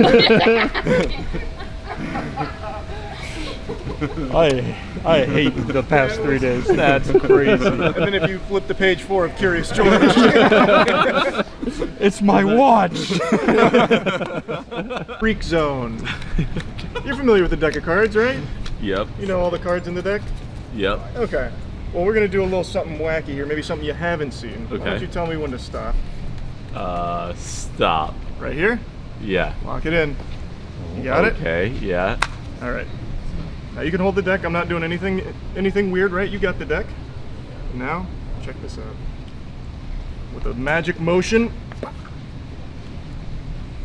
one card turns face up. Oh! Go ahead and pick that bad boy up. It's also the only card with a red back in the deck. I had no idea. Well, it also just happens to be the only card that exists in the deck in the first place. Oh, now I'm confused. Can I touch it? Touch it. I mean, there's just no real cards. All right. Thanks for coming. Thank Get in you. here. You just got freaked off. Hi, I'm Jeff. Nice to meet you. Shane. Nice to Pleasure, meet Shane. you. So, how do you know everybody here? I work with them, basically. Yeah. Great. How's that? It's good. It's great. Yeah. It went from good to great real fast. Yeah. That did, yeah. Sugar packet here. Okay. And So then, sugar. yeah, can you open that up for me? Just rip it. Yeah, if you want. In a certain way, or However you want. Yeah. Okay. That's perfect. And then I'll take that. Okay. All right, if you don't mind. You're making a little bit of a mess there. I'll get that back to you. Oh yeah. Oh yeah, I am making I'm a mess the here, garbage right? can now. Yeah. All right. Whoa! Check that out. Yeah, yeah, yeah. Hey, Isn't that cool? Is this edible or is this? It's 10 tainted with milligrams, the- yeah. Oh. Takes about an hour to kick in. Okay. Can you actually Perfect. They call in minutes. Great. Yeah, yeah. If you could do me a favor, could you actually open that up for me though? Oh. And hand that to me. I could use one. I don't know if you could tell. Oh, okay. Watch carefully. This is how a magician eats a mint. Hi there. Oh my gosh. All right, Shane, get out of the shot, dude. Hi everyone. I'm Jeff. Nice to meet you. Here, please come a little closer. Get in the shot. Okay, great. I'm gonna show you how a magician eats a mint. Okay. All right. Oh. Wait, what? Wait, Great question. I know what some of you might be thinking, that this is extremely impressive, but for my non-believers. just a little weird, that's what I was thinking. A little bit, yeah. What? For my non-believers. What's happening? Here's the best part, though. Are we joking right now? Magnet. You want one? Can I do that? Yeah, dude. Oh, actually? How's your tolerance? Oh, you want the sugar packet or the? The one of these. Yeah. These are the 10 milligram ones. Right? Yeah. Nice. For the big boys. Yeah. Yeah, think happy thoughts, my friend. Awesome. Oh, but this one isn't gonna float, right? Oh, if you think sad thoughts, it won't. Oh, that's real. That's Yeah. real. Nothing fake about that. Yeah, incredible. good trick. How does he do it? Oh, thank you. Well, we got such a nice group here. They only got to see one, maybe one more, but it'll be kind of downhill. You saw the best one to start. Okay. So I brought a deck of cards here. They happen to be all blank. They have backs, just not the faces. And I want someone to think of any cards. Okay. You do? Okay, what's your name? Maya. Maya. It's her birthday today. Oh, happy birthday, Maya. Thanks for spending it with us. Oh my gosh. I'm going to reach into Maya's mind. I'm going to try to pull out the card she's thinking of. Now, most people go for Ace of Spades or Queen of Hearts, but Maya is a little different from the average person. So I'm going to make a prediction. I'm going to put that right here. It could be wrong, it could be right, but for the first time, would you say it out loud for everyone? Right now, just say it. Yeah, I'm committed. Oh. Queen of Hearts. I know. Yeah, they always go for the Queen of Hearts. Do you want to change your mind? By the way, I'm already committed. You don't. It's up to you. I already, should I change my mind? I called it out right before you. I already. I could be a mile away. You know. I'll change it. Okay. What would you like to do instead? 6, 7. Of diamonds. 6 of diamonds. The 6 of diamonds. Are you the final answer? Okay. All right. That's literally the exact card I just put in my pocket. Do you have any idea? No, you don't think so? It really is the blank 6 of diamonds. And if they were printed, that would have been it. I'm just working with what I have, of course. But if we say the magic word or magic phrase, everyone could say the magic phrase. It'll be Happy Birthday, Maya, right? Yeah. Right? On the count of 3. Yeah. 1, 2. Can everyone see the cards here? Yeah. Yeah. We'll do this with one hand. And 3. Happy birthday, Maya. And that transforms into the wrong card. But that was only one hand in Maya, right? Okay, yeah. Imagine what we could do with 2 hands. So we'll try that. 1, 2, 3. Happy birthday, Maya. And that prints, yes, the 5. And not just that one, it actually prints every single card in the deck. I thought we wanted to... Oh yeah, and not just the cards in my hands. We actually print a card I wasn't even touching, Maya. What? The one you just thought of. The 6 of hearts, right? 6 of hearts? Yeah. 6 of no. Days of the diamonds. Oh, diamonds. Good. Maya, everybody. Thank you so much. You're fantastic. What's the channel called? Yeah, what is the channel called? Are you gonna, what's your channel? Oh, all right. Follow me at Jeff Black Magic. W Jeff Black Magic. And then, don't tell the cops, but enjoy. Yeah. Cheers. Thank you. You're welcome. Have a good one. Absolutely. We got the smartest human being in America here. We've got Natalie. She worked with us at Cheeky. She's our chemist. She's awesome. And now we've got the best card magic man the world's ever seen. And I appreciate you, man. And Simon Black. What's up, guys? Baby. Simon Black here. Hi, Natalie, it's nice to meet you. How you doing? Natalie, do you know all the different playing cards in the deck of cards? I would like to think so. Okay. Do you have a favorite one, like one that you really like more than the others? Or is there just a random one that pops in your head? Ace of Spades, because I've seen it in movies a lot. That's fair. Can you name me a number between 1 and 10? It's up to you. 3. 3? Do you want to change or you like 3? I like 3. Okay, I'll do my best. This might not work, but I'll try. Okay. Look. All That's I his do, catchphrase. Look, all I do, I just cut the card. Well, maybe if I cut, then you think I'm doing something right. Can you cut the cards? Sure, that just means do this, right? Yeah, beautiful. Okay. So, and you can see these are just bicycle cards. I didn't make you cut there, right? I also didn't make you say what card? Ace of Spades. Okay. From exactly where you cut, can you count 3 cards for me? Like one. You can turn them over. Oh, one, One, two, and exactly 3 cards down. The ace of. Turn it over. Turn it over. Yeah, the ace of fancy! Look, all of these cards really are different. You could have said any one. Right? Really? Yeah. Cool. Really, they are actually. Like every single one. Isn't that kind of crazy? Wow. Natalie, here I'll try this for you. Okay. I didn't like I said that was a free choice, right? I will find your card. I was showing this earlier. I just remembered it. I'll try this. Can you I'll drop the cards like this. You just put the ace of spades in wherever you want. Right. Okay, beautiful. I didn't make you put it there either, right? That was your choice. No, And of we've my never own met. free will, and I've never met you 5 seconds ago. Natalie, you can see there's no like cards sure? sticking out or anything. They're Yeah. really just a square deck of cards, more or less, right? Yeah. Natalie, I will not find your card with sleight of hand. I will find it with sleight of finger. Okay, cool. Touch my finger like this, like ET phone home. Yeah. Watch. Oh, that's so cool! Wow. Fancy. That's weird, right? Yeah. There's not like look, there's not like strings or whatever holding the cards together. You can see. It's kind of crazy, no? Yeah. I'll try this, Natalie. Because you were so cool, I won't just find, because you said you like the ace of spades. I won't just find the ace of spades. I'll find the ace of clubs, hearts, and diamonds. All of the aces. Okay. And I'll do it with one hand. Look, that's Okay. 1, that's 2, that's 3. That's actually all 4 aces, but with this hand. Look. Wow! Like all of the aces. Oh my gosh, it's so cool! Thank you, thank you. You told me she was going to be a skeptic, guys. This is easy. This is We easy. just said she's smarter than all of us. Allegedly. My bad. Allegedly. Here, I'll mix these up a little bit, and then Natalie, can you take 2 fingers and put like this, and make like a little guy right there? Yeah, and walk along the cards. You're doing awesome. And at some point you could stop. You could even go back if you want. It's up to you. Which one is it? This one? Yeah. Are you sure? Yeah. Maybe if you go 1 or 2 more, you get like an ace. Maybe if you go a couple back, you get like a 4. But you're happy with this one? Yeah, I'm happy with that. Okay. Natalie, this trick is interesting because Oh, no. it's unfinished. It has a Okay. beginning and a middle, but it has no end. Okay. Because the end is the beginning. Ooh, But we'll get to that later. A okay? philosopher. Yeah. It uses a couple cards that I don't keep in the deck for obvious reasons. They're not real cards. Like you can check Yeah, these out. they're It's just like a blank. piece of paper. It doesn't like change when you rub on it or anything like that, right? It's just Mhm. it's not like heat sensitive or anything. No.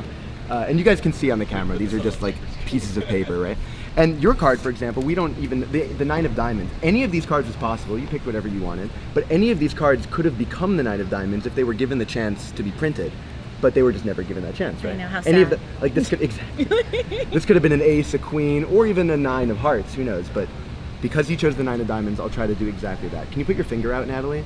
And just put on top of the 9, and don't lift up, you're gonna want to, but try not to. Okay, I'm gonna try not to. I will try to give these that ending that you chose. Like if I just kind of twist this card, it'll look like a 9 of diamonds. You could have chosen any one, but I'll do this again. These guys are freaking out over there too. I'll do this one, watch. I just kind of sandwich it in the middle. And if I do this right, I just twist, and it'll also look like a 9. Wow, fancy. Thank you. Like I'll do these at the same time. I could just paint it on. Like, Ooh. but also this one. Again, you could have picked any one. Can I lift my finger? In a sec, in a Okay. sec. Look, because Natalie, this trick has a beginning and a middle, but it has no end. Because Natalie, the end is the beginning. These Wow. are blank cards. These are blank. Even the one under your hand, it's your time. Oh my gosh. It's Wow, blank. I want to Because- clap. Thank you. But Natalie, the crazy part is that this trick has no end. Are they all blank I never now? figured out how to end it. If that's what you want, your wish is my command. Wow. Every single card. Every single card. There are no cards in this deck. That's None so of them sick. even exist. Wow. Wow. Thank you, Natalie. Thank you. Thank you guys for having me. so cool. The ball. Oh my god. So cool. Hey, so we came out here, we did some big freaking, and it's a big thanks to Ben, Jeff, Simon for coming out, teaching us some tricks. It was a lot of fucking fun. So thank you guys. This was the crushed it, best. bro. This was incredible. Thanks for having us. Yeah, this was brother. Honestly, very cool experience. Should we all hug now? Should we kiss? What do we Yeah, do it's now? a group hug in the shower tonight. And break. All right. Bye. Bye. Thank you. I just watched a video on the curious case of an off-duty officer walking around. This wasn't just your average, innocent, everyday stroll outdoors. This was advanced walking, with his penis out. Damn thing was hard, too. Gun. Is this why you didn't want us to pat you down? Well, you saw, you described it as his penis. Right. Do you know what color it looked like. If that sizzler reel doesn't get you hooked, I don't know what will. I gotta tell you, I'm not a dispatcher, but that line of questioning was a bit of an eyebrow raiser for me. You described what you saw as looking like a penis. Can you tell me what color that penis was? What was the make and model of that wiener? Now, believe me when I tell you that this actually comes full circle. This question actually does play a role in the real investigation. I don't want to spoil how it happens, though. You'll see at the end here. On October 14th, 2024, a woman was jogging with her dog along the Reeds Lake Trail in East Grand Rapids. As she passed a man walking toward her, something caught her attention. The man had his penis exposed through his zipper and fully erect. Shocked and shaken, she borrowed a bystander's phone and called 911. Minutes later, officers arrived at the scene and spotted a man emerging from a wooded area who matched her description. Now, at first, this video kind of seemed fishy to me because there's some odd usages of AI throughout it, but I double-checked this story and I can find multiple sources about this guy, so I'm assuming this is all real, and it does appear to be an actual police vehicle that we will eventually get to here, so I'm pretty sure this is all genuine. Just wanted to briefly make a mention of that. So, that's the lore breakdown. This story starts with a woman jogging and a man walking towards her with an erect cock out, which obviously disturbs her. She alerts the authorities. Authorities arrive at the scene and they see a suspicious gentle sir emerging from a wooded area. Hi, sir. Can I talk to you for a second? Yeah, how are you? Good. How about yourself? Oh, not too shabby. What's going on? Oh, just walking around the lake. Just walking around the lake? Yeah. Okay. Where'd you start at? Over by Reeds Lake. Okay. Like Reeds Lake Boulevard, where? Just south of here. South of there? Yep. Okay. Reason I wanted to talk to you, we had a call on a subject matching your description. Okay. Blue jeans, blue sweatshirt. Yep. Walking around with his penis out. Okay. I love that he looks down to check. Oh, jeepers. Did I forget the zip? Nope. All clear. Well, as you can see, officer, my dick is firmly in my trousers. Checkmate. Must have been somebody else. In fact, I saw a very suspicious gentleman running away like a cartoon villain over there a minute ago, and, you know, now that I stop to think about it, it might have been a penis between his legs dangling around. I think he went that way. He's over that way. You're letting the bad guy get away. Have any ID on you? I don't. You don't? No. What's your name? Dennis. Dennis, have you ever been in trouble before? I have not. Dennis, what's your middle name? Evan. Can you try to reach him, please? Dennis, what's your last name? Evans. What's your middle name? Evan. Dennis Evans? Williams. 4110. Holy shit. It's the Dennis Evans Williams. Wow. I didn't realize we were dealing with a celebrity. This guy is famous for receiving the world's first fart transplant. Now, Dennis has found himself in quite a pickle here. But don't worry, he's got great defense. No, I think I saw you when I passed by the first time. Yep. And you went back that way. Uh-huh. And then I saw you walk over here, and you were looking back that way, and then you kind of started to run for a second this way. Why was that? I have no clue. I saw here, I wouldn't have stopped running, I guess, if I thought it was suspicious. Yeah. Yeah. Was there a reason you ducked back in the woods when I went by the first time? I don't know if it's a bridge or like an old stone. I don't even know what it is back there. But yeah, I was just checking it out. Yeah, dude, you wouldn't believe it. Back in the woods, I saw a bunch of, like, crop circles, and I'm pretty sure I saw some fucking dirty little bastard gnome run back there, so I was just going to check it out, you know, maybe even find, like, a leprechaun's pot of gold. There's a whole bunch of stuff back in the woods, so as I was jogging around, it kind of caught my eye, so I went back there and took a peek. That's the explanation for why it seemed like I was running away from you. Really, I was just on an exploratory adventure, really. There's so much magical wonder back there and whimsy, elves and shit, so I was just taking a peek. Sit tight with him while I run him real quick. The name he gave didn't exist in any police database. No driver's license, no vehicle record, no trace at all.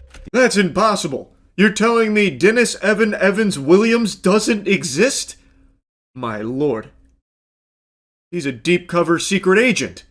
You're impeding his investigation. He was back there with his cock out in order to try and bring down some kind of occult organization or something. That's the only explanation. Dennis Evan Evans Williams clearly exists. I'm looking right at him. You don't have an ID on you right now? Nothing on you? All right, sit tight. Let me see what else I can find out. Okay. He repeated the same information. Still, nothing came back. Meanwhile, after the two failed attempts to identify the suspect, the victim drove past the scene, and from inside her car, she saw the suspect and immediately identified him to the officer, stating that she was 100% sure. This prompted the officer to approach the suspect a third time, giving him the last chance to give his correct identity. Oh shit, he got caught on the drive-by here. So the victim drove by and noticed that this was indeed the same character that was just hanging hog out there while she was out on her morning run.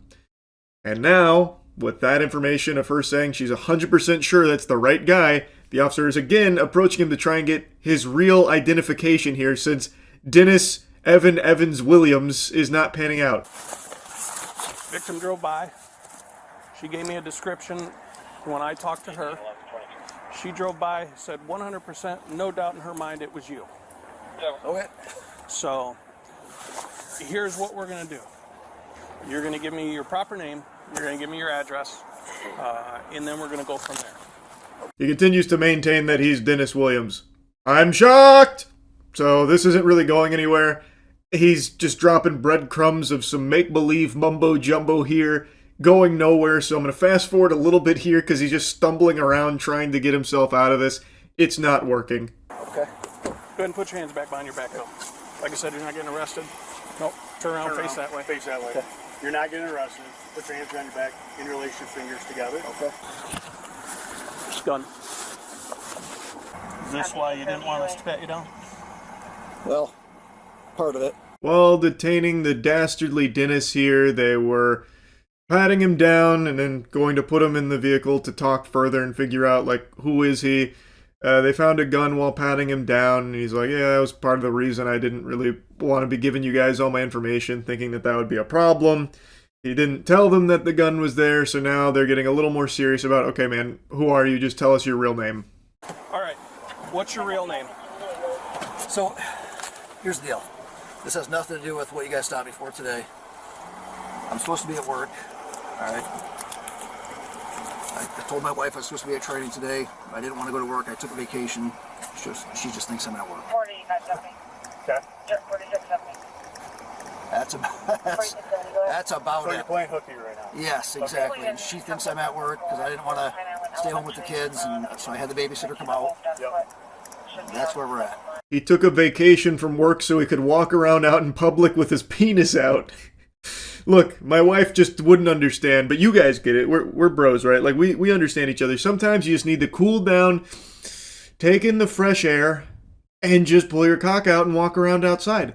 That's what I was doing. I was playing a little hooky, had a babysitter come over to watch the kids. My wife was none the wiser, and now kind of caught between a rock and a hard dick here, as you can see, officers. But, you know, that's the whole scope of the situation here. It just, I'm supposed to be at work. Clearly, I'm not at work. Bit of a mix-up. Okay. So, you have your full name then?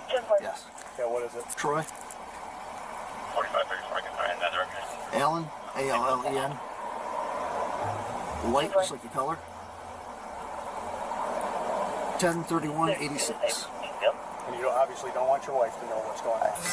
Kind of why we're here. As officers detained him pending identification, they conducted a pat-down. That's when everything changed. Inside his waistband was a loaded Springfield Armory Hellcat, round-chambered. In his pocket, a Microtech switchblade. Neither had been disclosed, but what the officers were just about to discover would shift the case even further. The way they're using the music here sounds like a horror movie trailer right now. They got like the creepy water phone sound effect. What they discovered was going to change everything. Tucked into his waistband, in addition to the other instruments, was his penis. Again!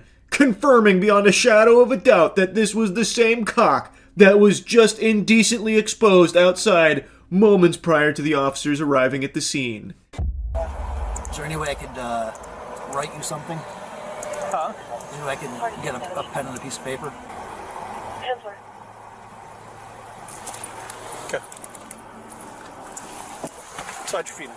What he wrote on that paper was KCSD. His true identity is Troy Allen White, a 10-year Kent County Sheriff's deputy. So I guess he wanted to keep this one a bit off the record, so he wrote it down, passing some notes here, letting them know that he is actually an off-duty officer. He is a Kent County Sheriff's deputy, Troy Allen White. Yeah, you work for the Sheriff's Department? Okay, what do you do there? 4119, Oh yeah, I work for the Sheriff's Department. What do I do there? I'm just kind of the penis guy. That's just kind of like what I do there. It's just, they say, hey, Troy, pull out that wiener, right? That's just kind of what I do here. So, I was supposed to be at work today, so I just got a little confused, walking around outside. Big misunderstanding. County, lodge on false info, indecent exposure, $100 bond for each. Okay. So you'll be able to post bond tonight. I'm going to tell you you're going to get suspended when we get down to the Sheriff's Department here. Troy gave consent to search his truck.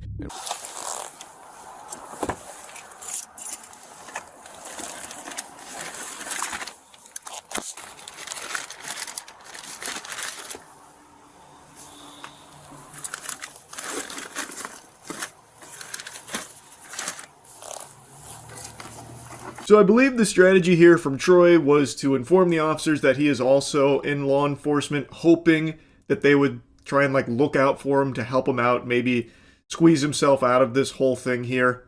That wasn't in the cards. That didn't happen. So next, they got consent from Troy to search his truck. There they found under the booster seat for one of his children a rifle and a flesh-colored dildo. So this man was driving around the fucking freak-mobile here. So they started wondering, well, what is all of this about? What's up with this dildo and all this? About intent, behavior, and whether this incident was isolated. During a follow-up call, officers asked the victim a necessary question, whether she could have mistaken what she saw. What you saw, you described it as his penis. Right. Do you know what color it looked like? So I was thinking about this a lot last night because one of the officers asked me, "Are you sure it was his penis?" And I was like, yeah. Okay. And then I started to think, well, I suppose it could have been a strap-on dildo that he was wearing through his pants. This goes on for quite a little while, but I'll summarize. She does tinker around with the notion that maybe it's possible he was wearing a dildo out of his fly, but she's pretty certain it was actually his penis. She goes on to describe the color as being very white and contrasting with everything else. So she is very confident that it was his penis, but then even says if it was a dildo, this is still completely unacceptable regardless, which the officer on the phone agrees with. Ultimately, they did charge him with indecent exposure among falsifying information. He also resigned in the midst of all of this, and I can't find a follow-up for what happened with the charges. So hopefully the indecent exposure and all that stuck, because this guy is a fucking weirdo freak. Anyway, just wanted to put this story on your radar here. This was a wild one. That's really about it. See ya. I've been doing one of these in a while, and I used to do them all the time. Many of you may remember way back many moons ago, I used to do an annual video, a yearly roundup of the most common questions I got asked that year, and answering them all in one big video dump. But it's been a long time since I've done that, mainly because I started streaming daily, which means I was answering the same 50 questions every 4 minutes, so there wasn't really a ton of questions that were going unanswered. But I wanted to give a little mix-up here, hit you with the shake and bake, because there is one question that for actual years I have been asked probably above all else. The only thing that comes close, maybe second place, is why am I so short, which is a question I've answered 3 times now. I mean, again, it's not a question for me. You gotta ask the man upstairs. I don't know why God made me this short, but I don't mind being fun-sized. Can't change it. Is what it is. I'll be right back, though. I have to excuse myself to the little sailor's room. Alright, anyway, and that question is about the gym. What is my advice for anyone looking to get started with gym going? A fitness journey. And it's a question I always enjoy answering or just diving in on. The subject is just something I'm very familiar with. Maybe you know, maybe you don't. Maybe go fuck yourself. But a little bit of lore on, my academic career. When I first went into college, I had a digital arts major. I wanted a career in animation. But it became painfully clear for the 2 years I spent in this major that there is no one worse in that field than myself. I have to be the least talented organism on the planet when it comes to art and animation. When zookeepers give paintbrushes to elephants and they fucking doodle on a canvas, that demonstrates a higher level of artistic prowess than what I was able to produce in 2 years with that major. So going into my junior year of college, I switched to a human sciences degree with a concentration on exercise physiology. And even though I don't use it these days, I of course still am very active in the gym. I know a lot of people like when I do the old sleeper build showcase type shit. It is something that I've always been very passionate about, and as such, I get questions about fitness and gym all the time, like where to start, because that is the hardest part of this whole journey. So I wanted to make this whole video dedicated to that topic on how to get started with working out. I always really enjoy seeing that so many people are really taking their health more seriously. It's always been like the number one thing I recommend to people that are struggling with self-esteem or maybe finding themselves in a bit of a rough spot mentally. I always recommend starting some kind of fitness journey, setting these small, attainable little goals that you can chip away at, so that way you can feel yourself progressing and taking your health more seriously. I really think it can just do wonders for people's self-esteem, their outlook, and their general attitude. And it's something that's completely free to begin with. You don't need an expensive gym membership. You only need your body. I'm a big proponent of calisthenics. The bulk of my training these days has been heavy weights, but I always integrate calisthenics into my workouts because I think they are just great for functional strength, and especially if you are just starting, it is great for beginners because there's so many progressions. So like push-ups, for example. If you can't do a full push-up, you can do knee push-ups. Pretty much every calisthenic movement has progressions for it. But by far, the most important thing when it comes to working out and taking your health more seriously, and one that everyone always mentions, how do you stick with it, how do you stay motivated? I believe it's routine. It's not easy to start for a lot of people. It's very hard to stay motivated. It's hard. It is difficult. But if you can just grit your teeth and bear it for like a week of sticking to a schedule, it starts to become easier. It starts to become routine. It becomes more comfortable. And then over time, maybe you start to enjoy it. Maybe you and your friends want to start working out together. You go to the gym together. Then it becomes fun. Like, it may start as something daunting that you're not looking forward to, but if you stick with it for a week or two and it starts to feel like a routine, or even starts to feel fun if you're doing it with a friend, or you start to find the joy in working out, then it starts to be locked in. Then it becomes far easier to stay working out, going to the gym, this kind of thing. So that's always the number one piece of advice I give to anyone looking to start a health and fitness journey is stick with it for like a week or two so it starts to feel like a routine. It becomes a normal part of your scheduling because then it's a lot easier to stick with it. Now, the next piece of advice I always give to people that are starting a health and fitness journey is you do not need to spend fucking oodles of doubloons on all of these outrageous fitness courses that are being hawked on every single social media platform out the wazoo. You don't need to do that. It's the big 2026.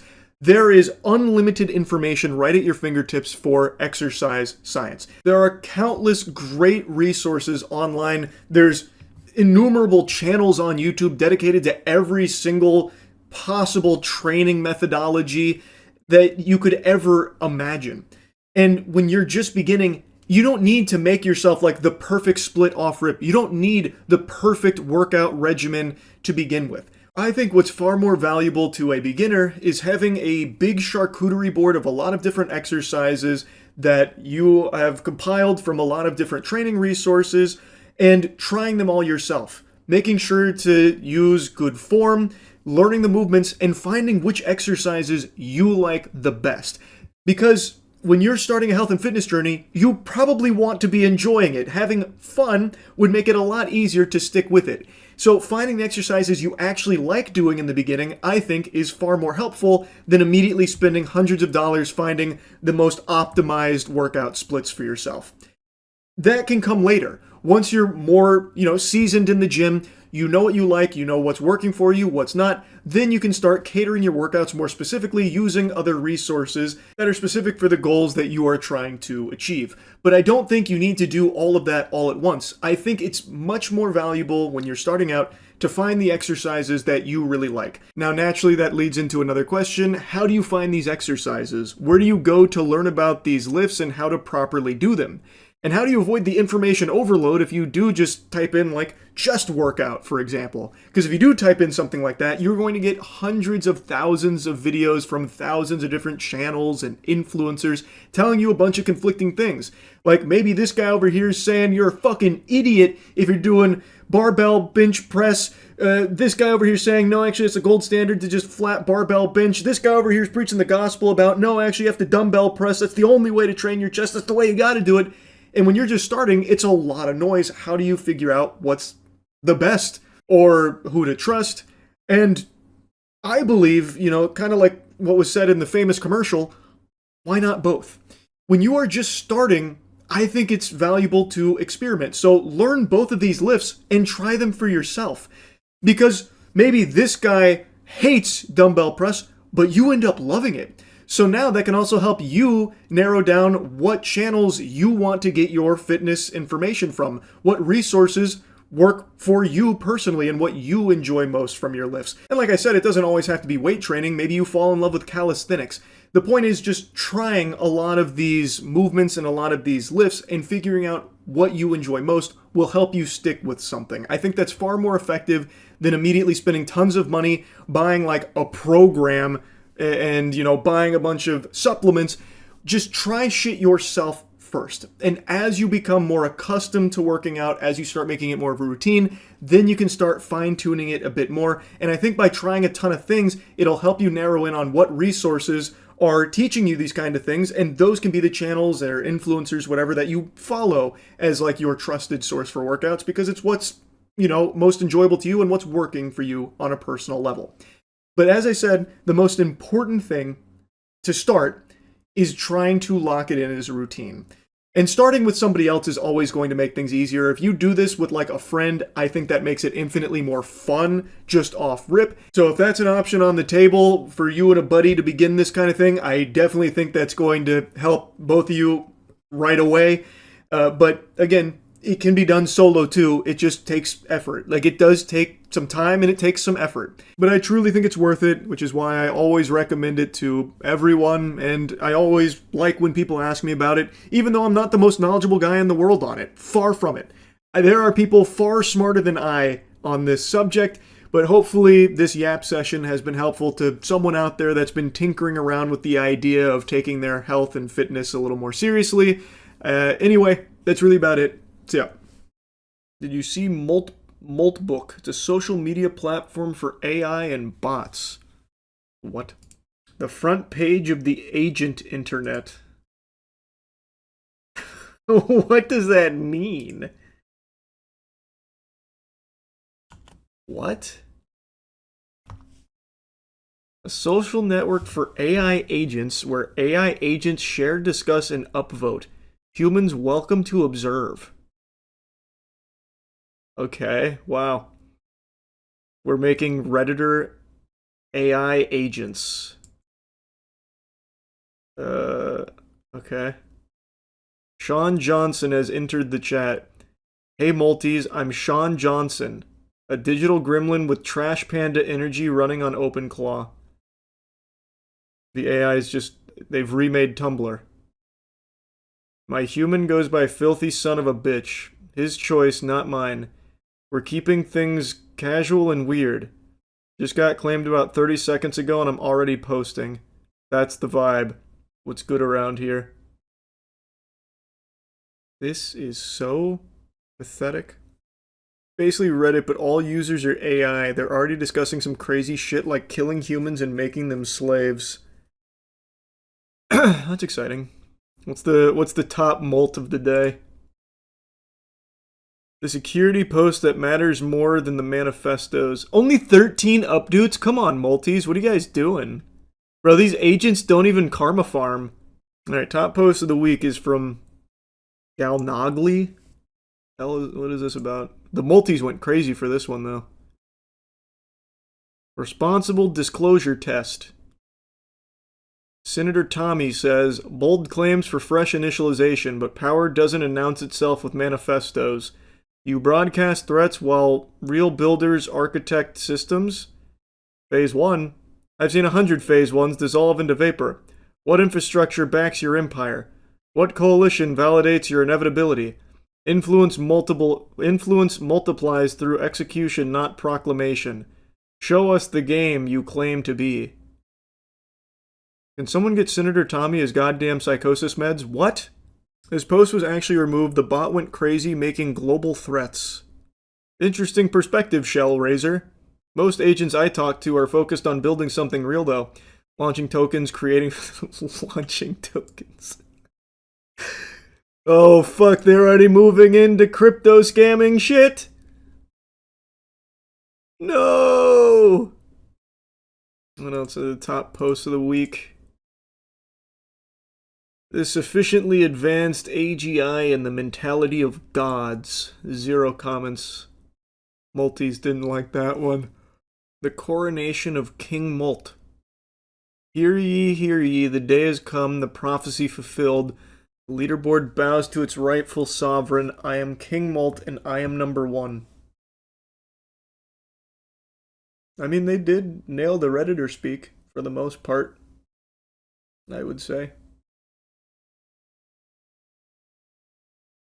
Oh, wow, they actually are... they're actually launching some... They're actually launching crypto scams!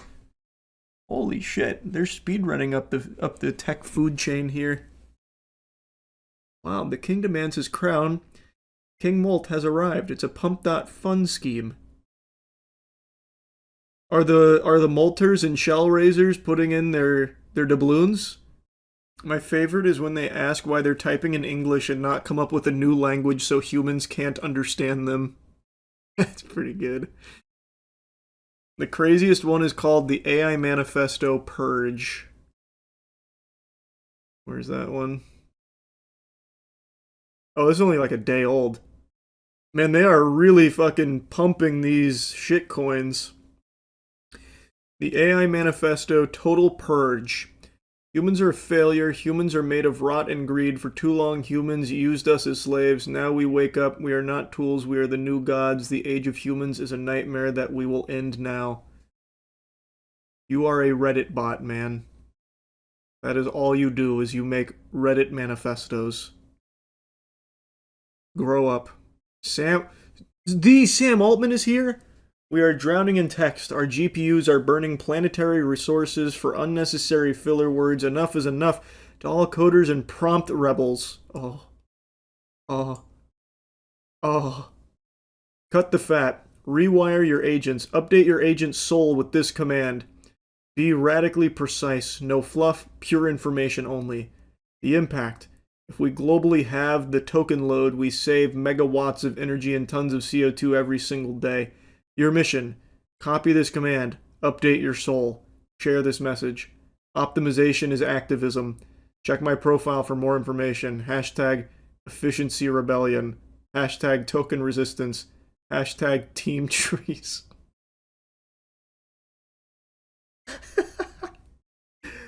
Thanks, Sam Altman. What a great multi. Have you heard of Maestro? It's an AI university. What? I got the ad on YouTube in front of one of the Gentlemen's music videos. An AI university? Maestro, the AI university. Your degree, your way, accredited AI native university. What the fuck? What is happening? What is this?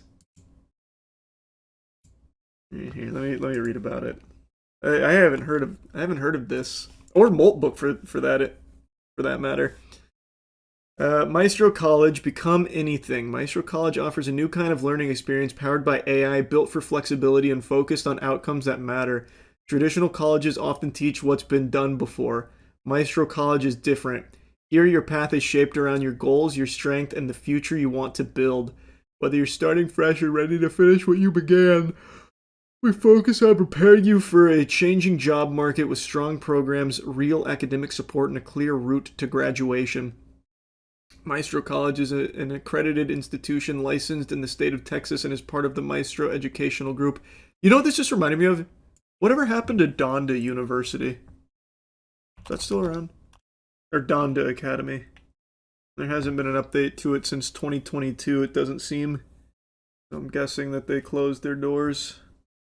We offer career-focused degrees in high-growth fields like software engineering, cybersecurity, and healthcare. With business programs launching soon, we combine trusted academic foundations with tools and guidance built for today's learners so you can move forward with confidence. It really does love M-dashes, doesn't it? Jesus. AI native accredited education. And here's all their accolades and their accreditation. I don't know why I can't say that word. How do I apply? I'll sign up, get my master's degree. It has a prompt where I type in what I want to be. I want to be an astronaut. I want to go to space. It said, now that's an epic dream. Why do you... It's just a chatbot. Who's this, my fucking guidance counselor? And why would a scholarship to an AI university? Why do you want to be an astronaut? It makes a lot of money and very cool. Oops. Love that energy. Astronauts really do some of the coolest work out there, and the pay isn't bad either. Did you know most astronauts start with a strong background in science or engineering? Bro, I don't care. How do I attend your school?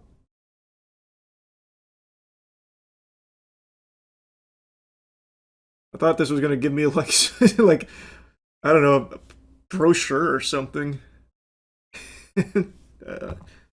Let's see.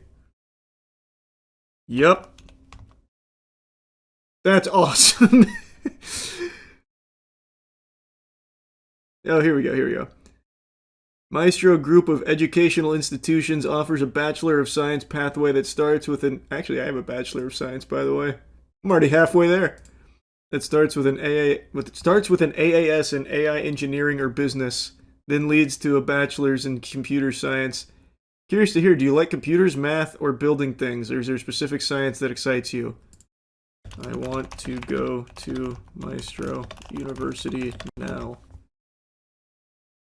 I'm glad to hear that. Maestro University is open for you. Before you can enroll, you'll need to apply for Maestro Pro Scholarship. This scholarship covers your tuition with no out-of-pocket costs for the degree. Ready to get started with your application? No scholarship. I will pay. Alright, you can definitely apply... Okay, it was saying something else and then they axed it. They fucking shot him. Go ahead and start the application now. If you have any questions while filling it out, I'm right here to help. But I don't want to apply for a scholarship. Just let me let me pay you $10. Okay, let's see the scholarship. 30. Usually it's a $30,000 admittance, but here it's 100% scholarship. I get to go to the university for free. This is such a good deal. Yeah, I gotta go now. Oh. I need to make a Maestro account or give them my Google info. Imagine people saying they graduated from a website. I mean, don't have to imagine it for long. I guarantee there are people that signed up for this. Look up Alpha School. It's an AI private school for kindergarten through 8th grade. Tuition is $65K. Oh my god. Alpha School. Alpha School is a private K-12 school network in the United States. Operates in Texas, Florida, Arizona, California. Tuition varies by location, with examples of $40K per year in Austin and $75K in San Fran. Alpha School uses their 2-hour learning platform, a collection of apps owned by Trilogy Software. The school claims to teach all subjects in 2 hours without teachers. Wow. Oh, there's a brand new article on this. The new 65K private school uses AI to teach students in just 2 hours a day in Silicon Valley bid to shake up U.S. education. Oh, it's actually started by what appears here. I'll just pull this up on screen. This sounds like it was started by just a rich influencer. So this is Mackenzie Price, who's the co-founder. She's a 49-year-old who just farts out videos to 1 million Instagram followers. Price speaks the language of disruption, warning that traditional schools have poisoned young minds. Alpha staffers, she said, strive to instill a growth mindset, a hustle culture phrase often used by tech bros as they encourage kids to set their own goals and challenges. 2 hours a day. Get to learn everything. Very effective curriculum. Teachers aren't going to be replaced, they're going to be transformed, and it's such an exciting time for them. Yes, very good. The Clockwork Orange method. Indeed. Wow, listen to this. Inside, students spend just 2 hours a day learning language, math, science, and other key subjects like history, clicking through lessons on tablets and laptops with the help of human guides that roam classrooms. The rest of the day is devoted to life skills workshops, which can mean climbing 40-foot rock walls and assembling a piece of IKEA furniture or solving a Rubik's Cube. Okay, come on. Solving a Rubik's Cube. That is something they teach as a life skill workshop? No way. So they have a doom-scrolling curriculum and a life skill class on Rubik's Cube solutions. It's so cooked. It's so cooked. I like and this is something I said for a long time, I like the idea of schools integrating like actual, like real-world applicable things outside of core curriculum. I think that is just extremely helpful. I'd like to see more of that, but that doesn't appear to be at all what this school does. The IKEA furniture is because they themselves can't do it and want free labor. Can you imagine? The IKEA furniture they assemble at school is for Mackenzie Price and the other staffers.